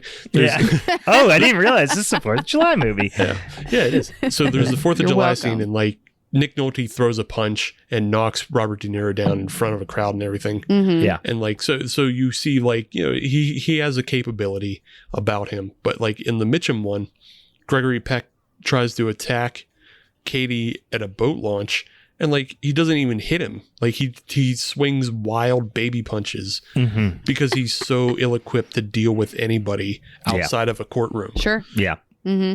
Yeah, and I think that's why I think they definitely took like the depth that we could allude like with more themes, and I think that's why this movie, I think it like does stand up a little bit stronger to that one. Is I think the original has more of that, just like we said earlier, like good versus evil. It's just about like law and order and justice, and this one I think takes a lot more depth to the motivation and like why things are happening the way they are.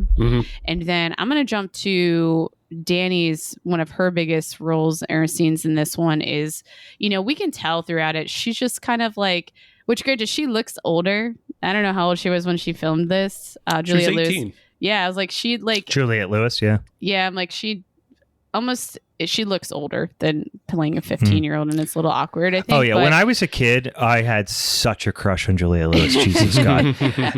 I mean, she was probably 18 and I was 12, but still, like, I had such a crush on her because she looked like she was roughly my age, but yeah, I think she was a lot older. Yeah.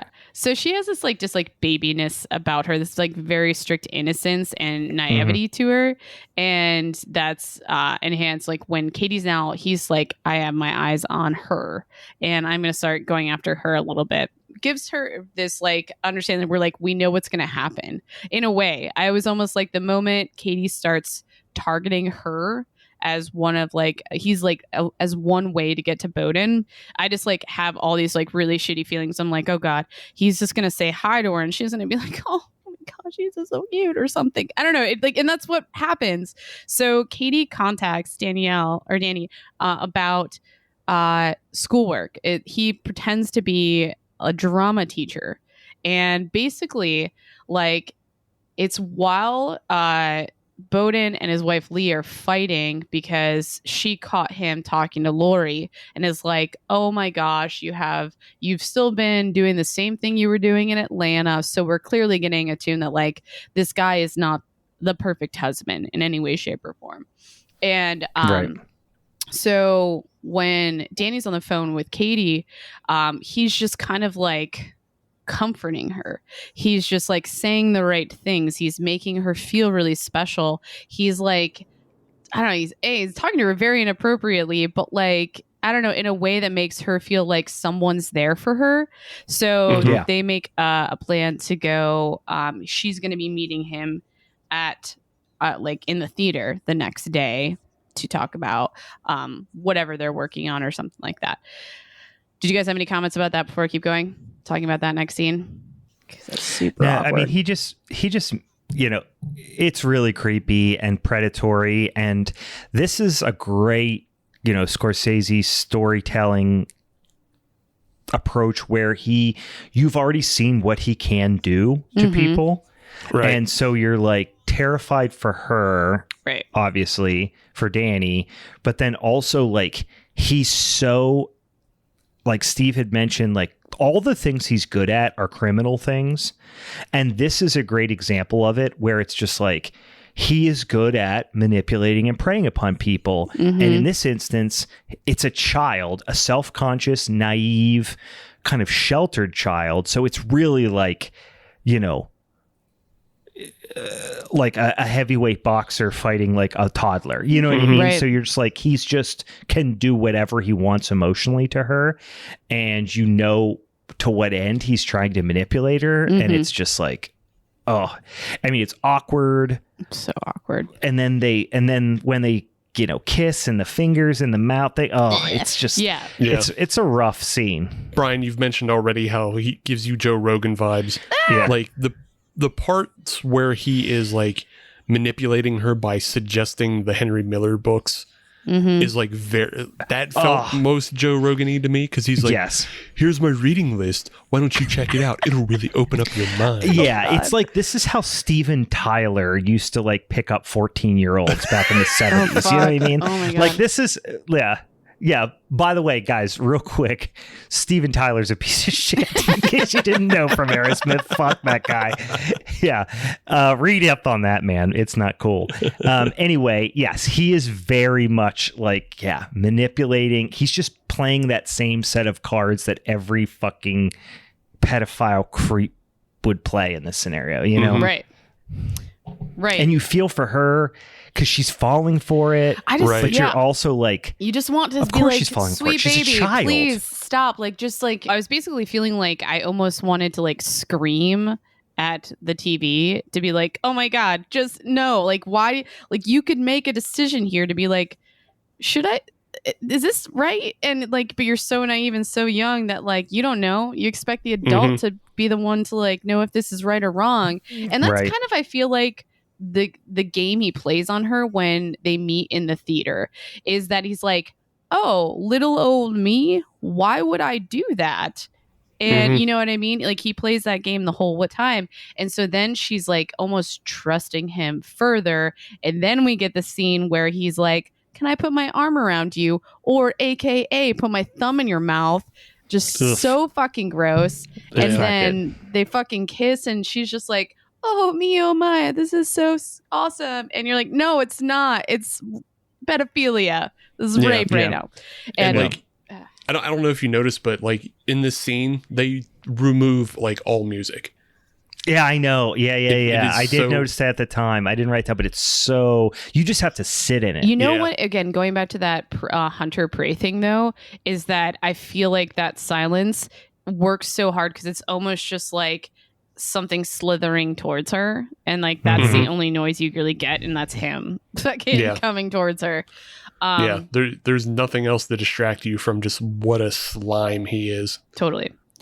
So when Danny gets home, she still has the joint that Katie gave her, and this causes like some disruption. They're like, what the fuck, where'd this come from? Bowden gets a hold of the PI, which basically he says like send in the goons to fuck him up. And also that night too, so like Bowden's just like still just like, oh my God, he is being shaken with everything, and he's being put out in such a vulnerable place by Katie that he doesn't know how to respond, and his responses are really fucking bad. You know, like he's just like so him yelling at his daughter, he doesn't realize. So that night, I was like, just talk about the scene for 2 seconds. He is just like, Bowden goes into her bedroom.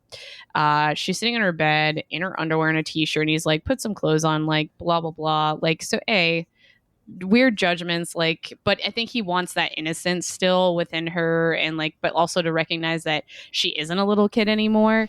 But then finds out that Katie had contacted her, and him asking her if he touched her, and she just smiles, and it's just like this really uncomfortable scene where like she was actually really excited about it, and you're just like, no, don't slip down that road. Well, she just like, she thinks like this is the first time anybody's ever treated her like an adult, even though it was in this like horribly like predatory, perverse way. Right. She is like, oh, because to her, he's harmless. She doesn't know the risk that he brings. So to her, this is the way I'm getting back. Like, every teenager who rebels against their parents because they want to be a grown-up has gone through this, but unfortunately for her, it happens to be happening in a very dangerous scenario she doesn't understand. Exactly. Right. So like she is just doing teenage kid stuff, but doesn't realize that the stakes are way higher than they would ever be for any other teenager. Right, exactly. And he knows that, but he still is not being very fully honest because he just wants to protect his family, and he's trying to figure out different ways to do that.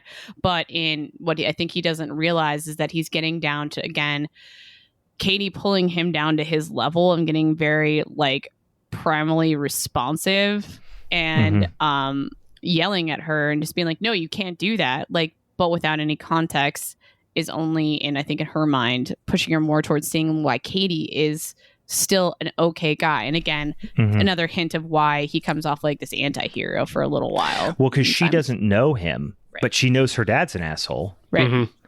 So if her dad doesn't like him, he's probably cool. Right. Exactly. Right. Yeah. You want to say, don't listen to your parents unless they're hiding you from a rapist. Yeah. Yes. Unless, and unfortunately, you don't know when that's happening. So do spot checks with your parents and ask them, "Are you hiding me from a rapist?" Every damn day, like, baby. Do you not want me to eat? Wait, I can't eat 3 fruit roll-ups. Are you? Is it because I'm being protected from a rapist? No? Then I'm going to fucking eat him. Every Thanksgiving and every Memorial Day, just like ask your family, am I being protected from a rapist? If not, carry on as you will. Yeah. Oh my gosh. It's a new scene. It's a new segment for us. Brian, I hope your daughters like never listen to this show in the future. Like when they're they of would never age. be allowed. Oh, well, when they're of age. They're adults. They can I know, do but, whatever. like- But Right. They're yeah. gonna hear these jokes and be like, "This is ridiculous." All Yeah. right. So moving forward. I'll be like, you know why I have all those melted corpses in 55-gallon drums in the basement is because I'm protecting you from rapists. they're all rapists. They're all just like He's the mailman. Steve, he's Like they actually didn't do admitting anything that wrong. he's I a just serial killed them. killer right now. Yeah. But he's like a vigilante. And that's This how is all- Brian justifies his Ubermensch behavior. Hypothetically. Allegedly. Allegedly. Word. These look Brian would side never do stories. that. He would never risk the fumes spoiling his Pilsner Urquell stash. No. I can't be It dealing gives with like that. a new nickname or new meaning to Cryptocal for sure. Yeah. It's actually just corpses everywhere. All of these steins are all filled with human teeth. Oh my gosh, you just need to get a textured wallpaper that's a bunch of just like skulls so it looks like some sort of like, under like ground crypt type thing. Yeah. Like Yeah. under Paris kind of Yeah. thing. Right, yeah, Yeah. there you go. All right. I'm going to have a conversation with Kate after this. I don't think I'm going to be allowed. I think I'm going to get shut down. Hey pretty wifey, hard. can I just can I glue a bunch of skulls to the wall? There's already enough skulls in this room. I'm looking at 4 skulls right now. So Yeah.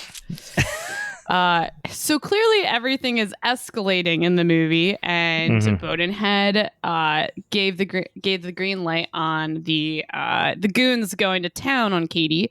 And what I think that scene where the 3 guys, I thought it was really funny how literal it was, just like how literal they said the weapons were going to be. It's like a chain and, and so forth. And I 2 was like, pipes and a bike chain. they showed I up. was They're like- like, we're goons. Yeah. yeah. And they're Goon 'em, we brought boys." the things that they asked us to bring. Yeah. They came prepared. They're prepared goons. It's like they went to Ace Hardware and went into the aisle marked goon supplies. Yeah.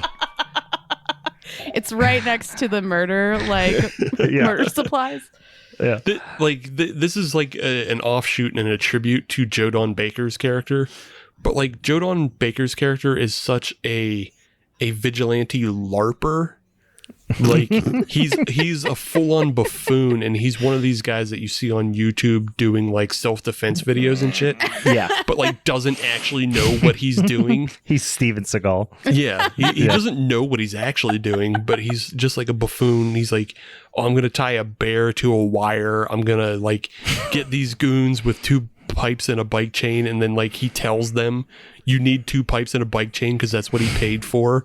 Yeah. Like it was an invoice. Like, You have to be new. You have to have receipts for the 2 pipes and a bike chain. That's funny. He's an idiot. He gets caught immediately.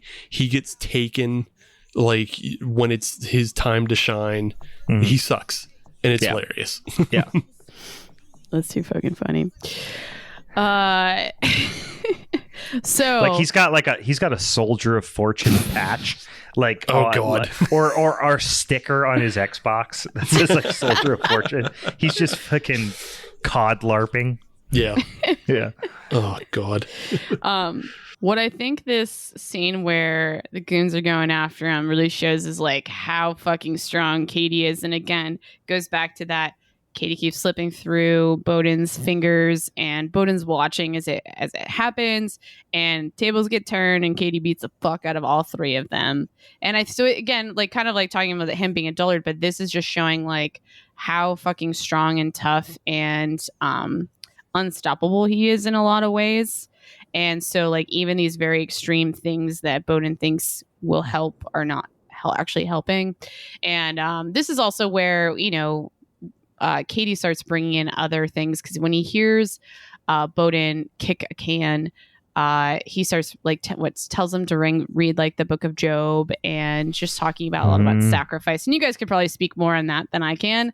Remember, Bible study today. This is like high level scripture. Like he's not doing anything too serious. He's Sure. just quoting shit because, like I said, he's he's like if Joe Rogan and Travis Bickle had a child. Like that's all he is. So he's a pseudo intellectual. So we'll keep moving on in that too. So he knows that Bowden's there, but he's just like, again, cat and mouse. I'm gonna let him go because he knows that I won this round once again. And this is where we go back to the PI. He wants a fucking gun. We need to set this up, but I forget the PI character's name off the top of my head, but drinking the Pepto and whiskey the whole time. I was almost gonna jump on the call and say like that's what I was drinking, but then I was like, too slow. Whiskey. That's the custom. If we start making custom cocktails for our episodes, you just drink whiskey and Pepto. That's also just again a testament to how dumb Joe Don Baker's character is. Yeah. Mm-hmm. Is that he thinks like I think like it's alluded to that like he is a former cop and possibly former detective, but couldn't hack it. Mm-hmm. Well, but even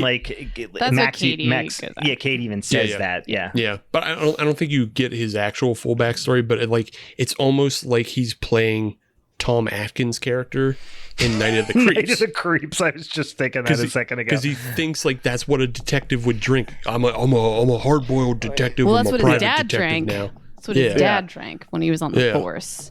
Right. So no, it's time for me to drink this disgusting concoction because I'm a man. I'm a man and I know how to stop bad guys. Yeah. And also get my head sawed off with a wire. That was brutal too. Fucking buffoon. So Kursick and Bowden make the plan that Bowden was supposed to be going back down to Atlanta for it wasn't a conference. It was another case. Like he had to sit in on or something like that. So they were like, Katie's going to be following me. He's going to want to know that I'm gone. And then he's probably going to attack Lee and Danny. So in theory, this sounds super smart and like, oh, we're going to get him. And it does work for a little while.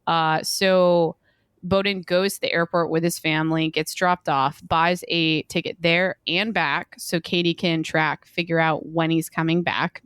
And then basically they sneak back to the house. Kursick and Bowden set up this trap with some fishing wire and a teddy bear, and it's super cute. And Kursick basically like monks it for a couple days where he's just sitting still staring and doing nothing and just watching for this bear to move, because basically the way they wired it is if any of the doors or windows open, the bear will move. Yeah. And Kursick will be able to shoot him. So first night goes by, nothing. Second night goes by. This is where Katie decides to break into the house and shit gets whooped. So not only this, so the bear moves. Kursick starts looking around. He just kind of chalks it up to maybe it was the maid that just bumped something. And so he kind of, lets his guard down, drinks a whiskey and Pepto like a good man does. Like a real man. Like a goddamn real man. He drank it out of a leather boot, and too. we can clearly see that at first it is the maid there, but somehow within seconds, Katie kills the maid, is already dressed up like the maid, and then basically cuts off Kursick's head with a wire. And boom. It's Go ahead. I was just going to say, I think even though it looks like the maid is there, I think she's already been dead. But I think maybe they just used her as a body double because she never faces the camera. And so it's just like looks Robert like De Niro. Feminine body or something. Yeah. I just took it as he was going Agent 47 style as the maid. Secret Mrs. Doubtfire style. Yeah. Totally. Yeah. I mean, this is pretty brutal. So basically, the Bowden family hears the struggle. Everyone comes running downstairs. Everyone sees all the blood and all the dead bodies. So they're like, holy crap, we need to leave, which is clearly the stupidest thing to do. But at that point, again, they're like getting on Katie's level. They're like, we're not fucking around anymore with the law. None of this fucking works. We're getting out of Dodge. And this is when they head up to Cape Fear. I was going to touch on this probably in the beginning, but I kind of noted it's taken me in the beginning when Danny is like talking and then she talks at the end, I thought was pretty profound for this whole thing. But I kind of like, I think her memories throughout, I almost feel like the story is in a way kind of being told through her lens in some shape or form. I don't know how you guys took that, but I think that's where I got the more Nietzsche references because of her talking. It's her My Summer Vacation report. I took it as like, this is like the people who get caught up in, and there's a profound quote about this. It's like on the tip of my tongue that I cannot place right now, but it's like this idea of like, these are the people who get caught up in the minutia of the lives of just wicked people. So she's like, she didn't ask for this. She didn't do anything to deserve this. But because the actions of these two assholes and the way that they couldn't make heads or tails of their life decisions, now she's being sucked into that and is being victimized through no fault of her own. Right. Totally. But I do actually, I'll read one of the quotes at the end, like what she ends, because I thought it was actually really good. But anyhow, I'll keep moving forward. So they run off to basically, they're heading towards Cape Fear, where they have a boat that they're like, we can hide out on this. They don't know where Katie went, but they're trying to just basically say, we're going to try to just like get away from him and hide away. Like if we think that he maybe ran off right now, so we're just going to run off while he's running off so he can't find us. Well, lo and behold, he's basically riding bitch underneath the car, which I thought was a pretty interesting. And again, showed this like willpower and strength of Katie that is just horrifying. Yeah. Yeah, he like straps himself to the bottom of the car, basically. Yeah, and with then like just like grips onto. Yeah, he has a like a handcuff maybe or something like that, and then I don't know, using a some sort of, belt. like, harness. He's a belt Yeah. underneath him too.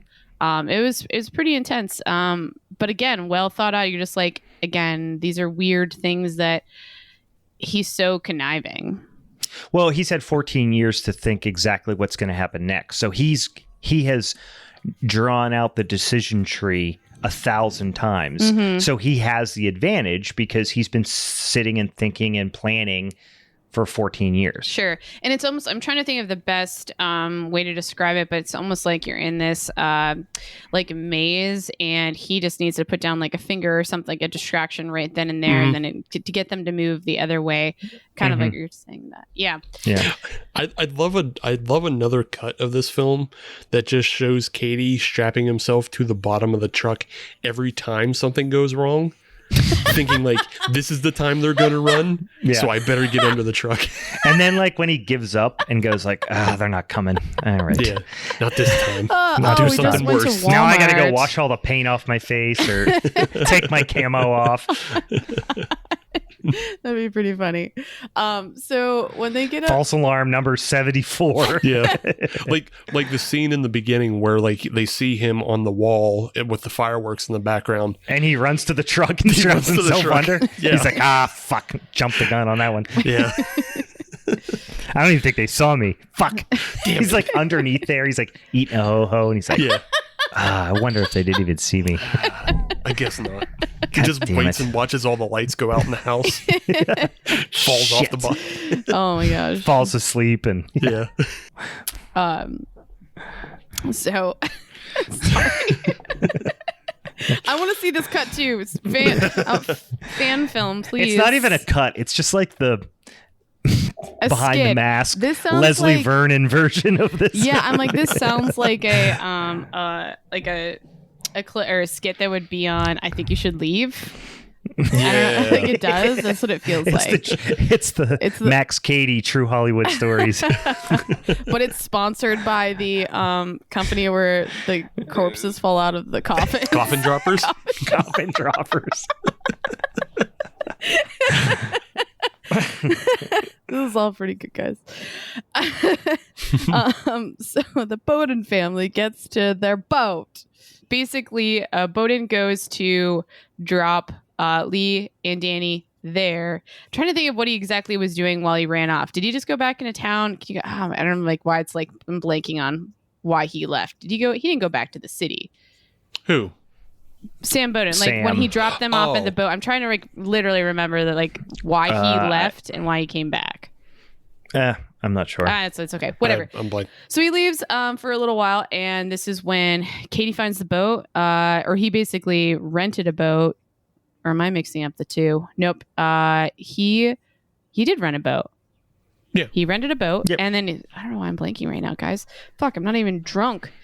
I'm drunk on life. Anywho, so he gets to the boat. That's the main point here. He gets to the boat, and he starts doing his Katie thing to them. So he's kind of like taunting them a little bit, and he has them cornered.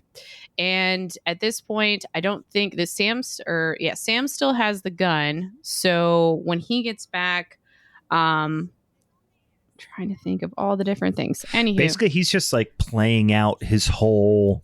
Yeah. He has a very thought out fantasy of how he is going to approach all the conversations, and he's basically going to set up this like little ceremonial weird kangaroo court thing on the boat, right, where he's going to, in his mind, he's undoubted, like Robert De Niro does a great job of portraying the fact that his character has played this out 1,000 times in their head, and he's going to muscle through all the breaks in logic because he thought it out, and he's gonna control the way it works. And when it doesn't go the way it works, he gets really frustrated because like he's had his whole little like revenge fantasy play out a bajillion times, right? You know, right. So he does get oh yeah, so it's like a family basically. Sam goes outside because they hears a noise, and he's just trying to make sure everything's secure. And this is when Katie attacks him there, and then that's when he goes inside. It's coming clear, guys. Back on track. But he has Sam tied up now outside, and he's, like you said, he's trying to put him on trial, and he basically also wants to rape Danny. And he's like, I'm going to make you watch as like I fuck your world up and like you fucked my world up. So through all this, we have different trials and tribulations, struggles and stuff like that. This is where we get the line from Katie where he has the flare dripping down right after Danny throws hot water on him. And he's kind of like, what now, bitch? Try something else. I remember the first time I watched that, I was like, was the water not hot enough? Like, you know what I mean? Yeah. Like, did she think it was hotter than it was? But it had to have been hot. I think it was just a matter of showing him like, you can't I think that's what they meant to say. Yeah, but it was unclear the first time I saw it. I remember. Yeah, he definitely didn't just say, "What now, bitch?" That wasn't the line, but it was something a little. That bit wasn't more a verbatim quote. Yeah, paraphrasing. Paraphrasing here. He puts Danny underneath the boat, and he gets Lee in the back, and he starts just groping up on her.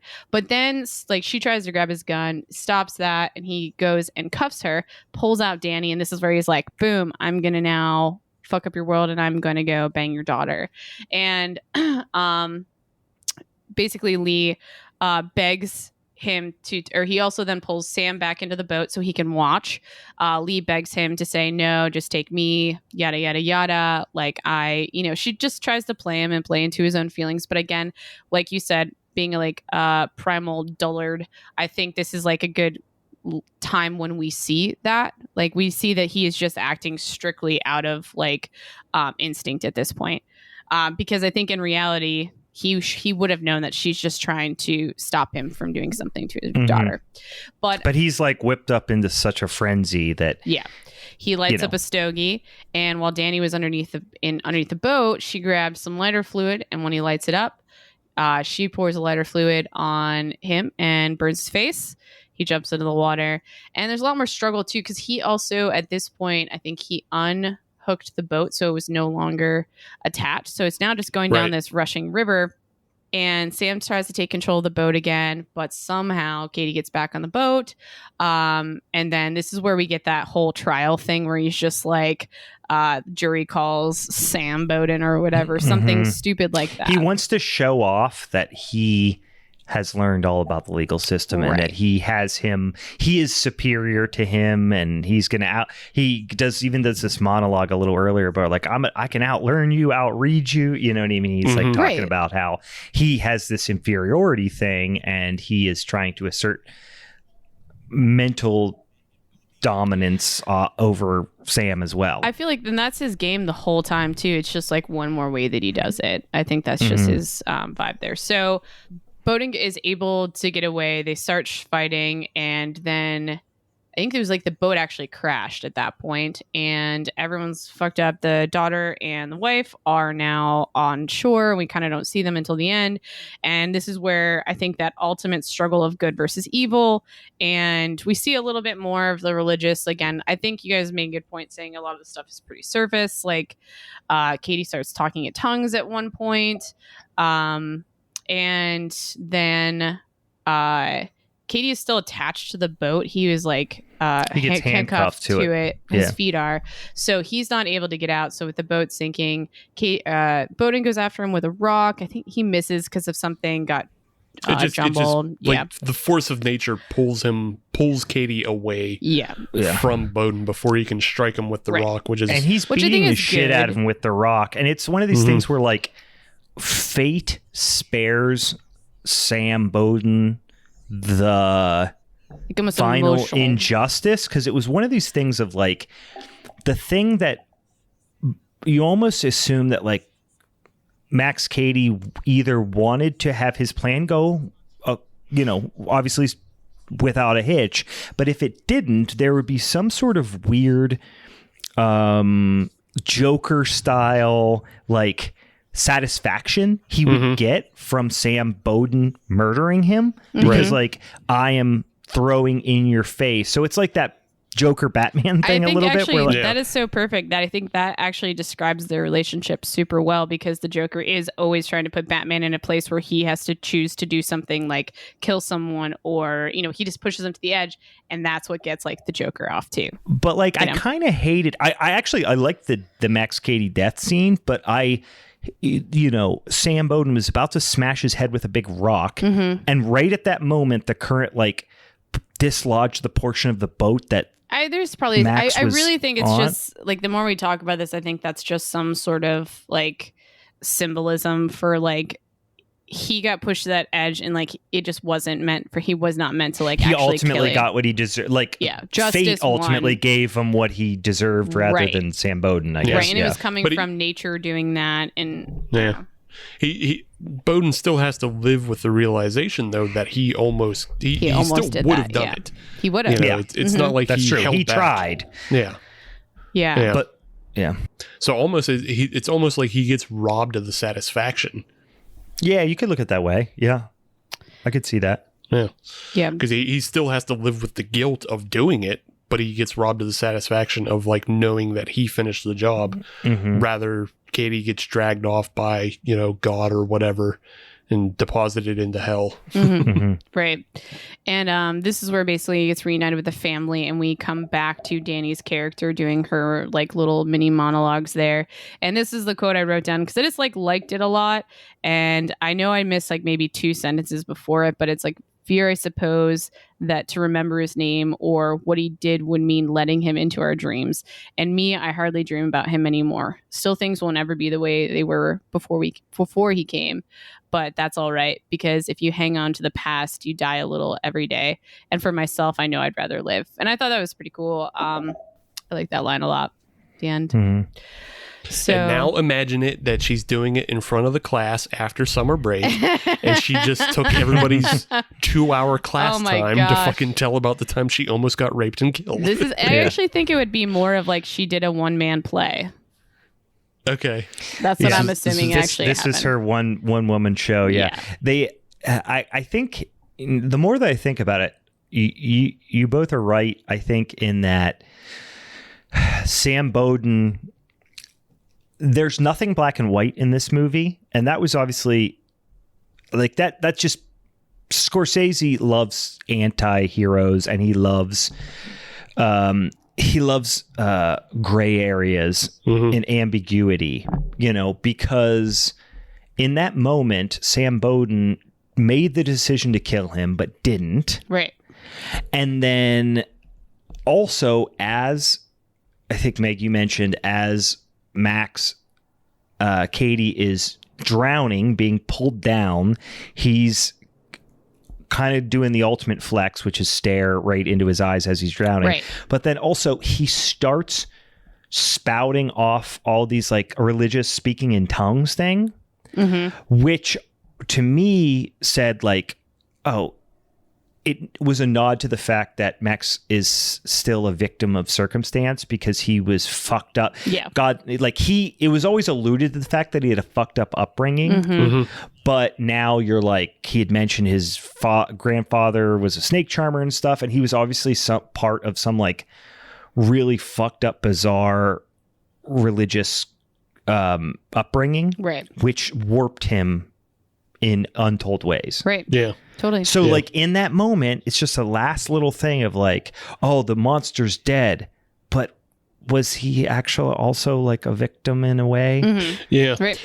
That's always one of those weird things that comes up, especially when talking about like these monstrous type characters, like in the real world, is like you see people like, I guess like Edmund Kemper is a good example because I believe like he was pretty abused in his upbringing, but like he was also just kind of destined. It's one of those things like it's both nature and nurture. So like sociopaths are born, but just like the way they're shaped as they grow up kind of determines the way that expresses itself. Right. Yeah, you could have been the CEO of a Fortune 500 company, or you could be a serial killer. And Right. That's the nurture part. Right. Yeah. So if you're shown nothing but like violence and destruction and everything as you grow up, then of course that's what you just glom onto because like you've been given the green light as a child, Right. in your learning to treat people like that. If you're shown just like lying and doing whatever it takes to get over, then like you'll gravitate towards being business or a lawyer and doing what it takes to get over that way. Yeah. But you might not be violent per se. Right. Yeah. For sure. All right, to wrap up mine, to talk about a couple things overall that I felt like were improvements for this remake over like the previous one is that I did think actually as much as it skews me out and how much I feel like, I think this is what worked in its favor is like Katie's relationship with Danny and how he went after her is like where I felt in the first one, it was more like she knew he was just a bad guy. And so she just like did a lot of running. And I think her emotional connection to him or like getting manipulated so much, I think aided in making Katie such a like scarier character for the whole plot. I think I don't think we kind of talked about it in with Sam Bowden's character being all the characters really being fleshed out, but I do think that infidelity angle, I think in like a couple of other ways we find out that he's just not a good guy, I think allow us to have a more dynamic emotions throughout the whole thing and maybe even understand him a little bit differently. So I thought that was also really cool. Yeah, like Nick Nolte when he's clean cut, he's a fantastic actor in this, but like he starts out so clean cut and is just like a disheveled nightmare by the end. Whereas like Gregory Peck almost never drops kind of the up and down Boy Scout. He has like a few hairs out of place by the end of the movie, and that's he's just not a particularly complex character. Yeah. He's like a fine actor, and I think that's just because of the time. Most of the acting in that movie, with the exception of Mitchum, is just that very straight up and down stilted, acting. Yeah. Yep. I think most of the things that I have left on my list to say that I thought were better, we already kind of talked about.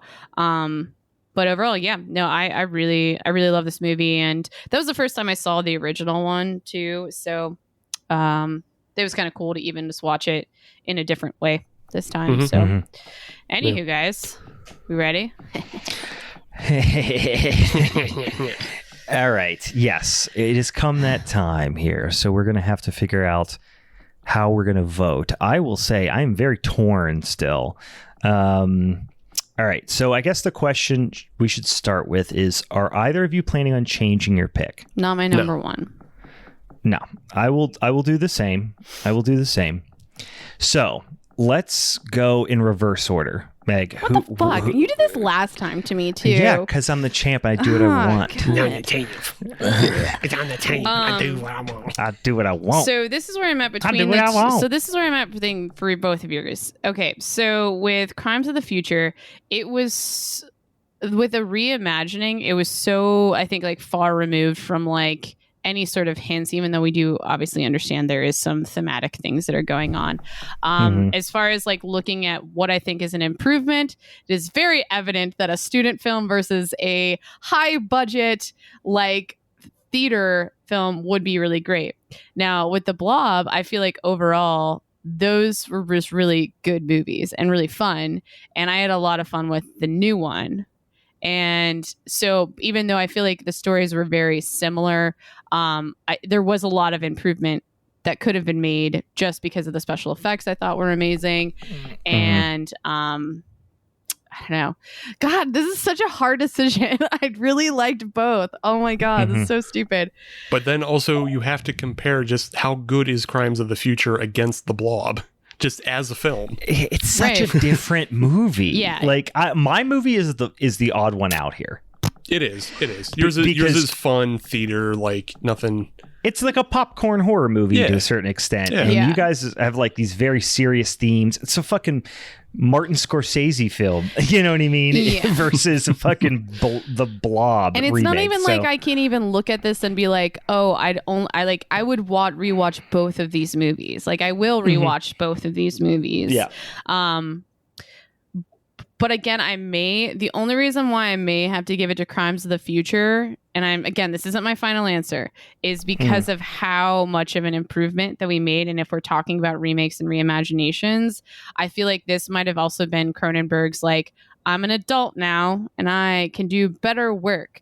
And here it is versus like, a student film where we're just testing out the waters there.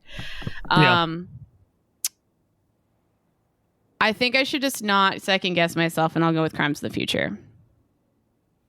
Sorry. All right. Dope. All right. Dope. All right. Dope. Don't take it a guess. Dope. Dope.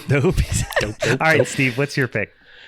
Brian, again, you were next. It's your turn. No, but I'm in charge. He said, yeah, you said reverse order. did I go last. Son of a bitch. He's Whatever trying the to order is that I go last in, that's the order we're doing. Such a jag off. All right. Anywho. Yeah, this is hard for a lot of reasons. So, like you said, Meg, already about how the Blob, like the remake does improve upon the original in a lot of ways. Like it adds better special effects. It brings it, just like gives more life and color to the town. It gives you like a wider scope with like how involved the military gets, and you get explosions, you get sweet bite jumps, you get a lot of things going on. But it also like it improves it upon as far as what the subtext and commentary was, because we talked about how the original is anti-communist propaganda, but this one comes much more into just overall anti-authoritarianism of just like not getting behind your parents or the government or the church. So I really like the way that improves. I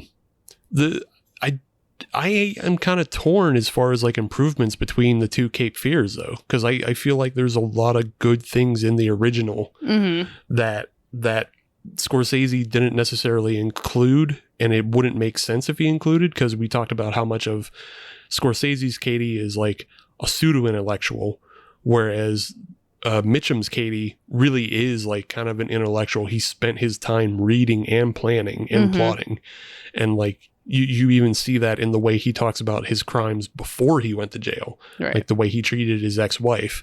And so like he really has plotted out the law. He turns the law against Bowden. So there's a lot of good things in both. So it's hard to call it an improvement. It's just like a different telling of, the real improvements come in the depth of character. The way you get, Nick Nolte's character with the infidelity and just like his confliction. The wife Lee is far more active and also animated in the way she relates with people. But it's also not much of a horror movie.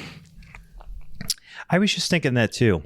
I don't know. Brian. Yeah. It's a crime thriller. Brian. But it is a horror. No, I ultimately am landing on the side that it is a horror movie because of the psychotic nature of the killer. If he was just like manipulative. About the original, I may like give more bend on it, but I still think the original is far more just a crime thriller, whereas this one has a lot more horror elements. Yeah, I was just like mentioning, like this is a horror movie the same way like Silence of the Lambs is.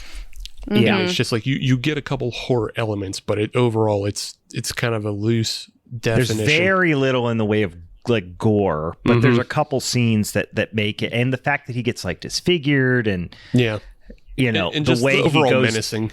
Yeah, he's so menacing. Yeah, my note was. This is if we talk about horror and elevated horror, this is an elevated Ashley Judd movie. Okay, we're gonna stop just like tearing me down now, and you can just make a decision that's tearing you down. bud. It's elevated. It's very good. It's also like my least favorite Scorsese. Until I watched The Irishman. That one's. You don't like The Irishman? I like it, but it's too much. It's a lot. It's a lot. I think this one's way deeper than that. Shit. So through all that talking, I still haven't figured out who I want to pick. I'm gonna go with The Blob simply because it's more entertaining. I'm gonna watch it more.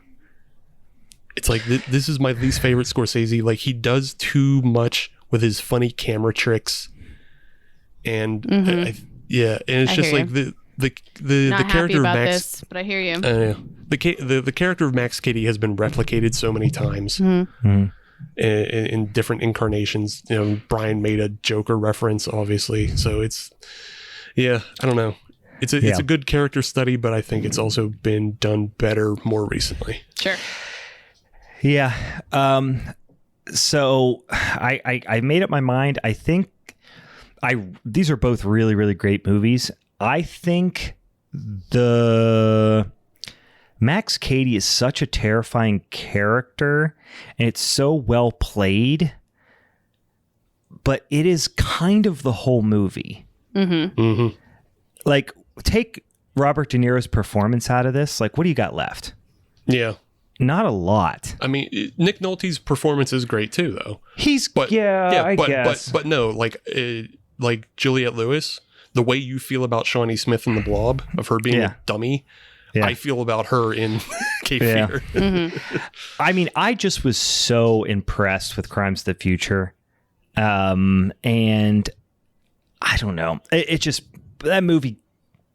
That's a movie that really kind of conceptually blew me away a little bit, and I think if I have to give it to it, it's got more horror elements, and it also has talk about taking a little something and just expanding the universe into something so much greater than just the sum of the parts that were there. Man, just really impressive movie to me to pull off. What a ballsy concept to be able to pull off. You know what I mean? And pull it off well. And it's not flawless, but just like, right.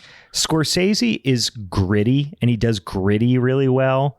Cronenberg is a fucking master of horror. Yeah. And like Scorsese, like with Cape Fear, like he puts in a lot of great things, especially like his commentary on the way the system fails everybody. Because like the system fails Elena Douglas and like the other rape victims and like, almost Bowden's family. So there's a lot of good commentary on that. But then Cronenberg just created all of this out of nothing. Yeah. Like he created this world of like eating fucking industrial waste and performance art like that's didn't exist. Yeah. Yeah. And that's the thing is like, it felt almost like it could have been Cape Fear could have been a Stephen King short film or short story. It could have been another, you know what I mean? It felt like a familiar tale, whereas I can't think of one other movie that is like Crimes of the Future. Yeah.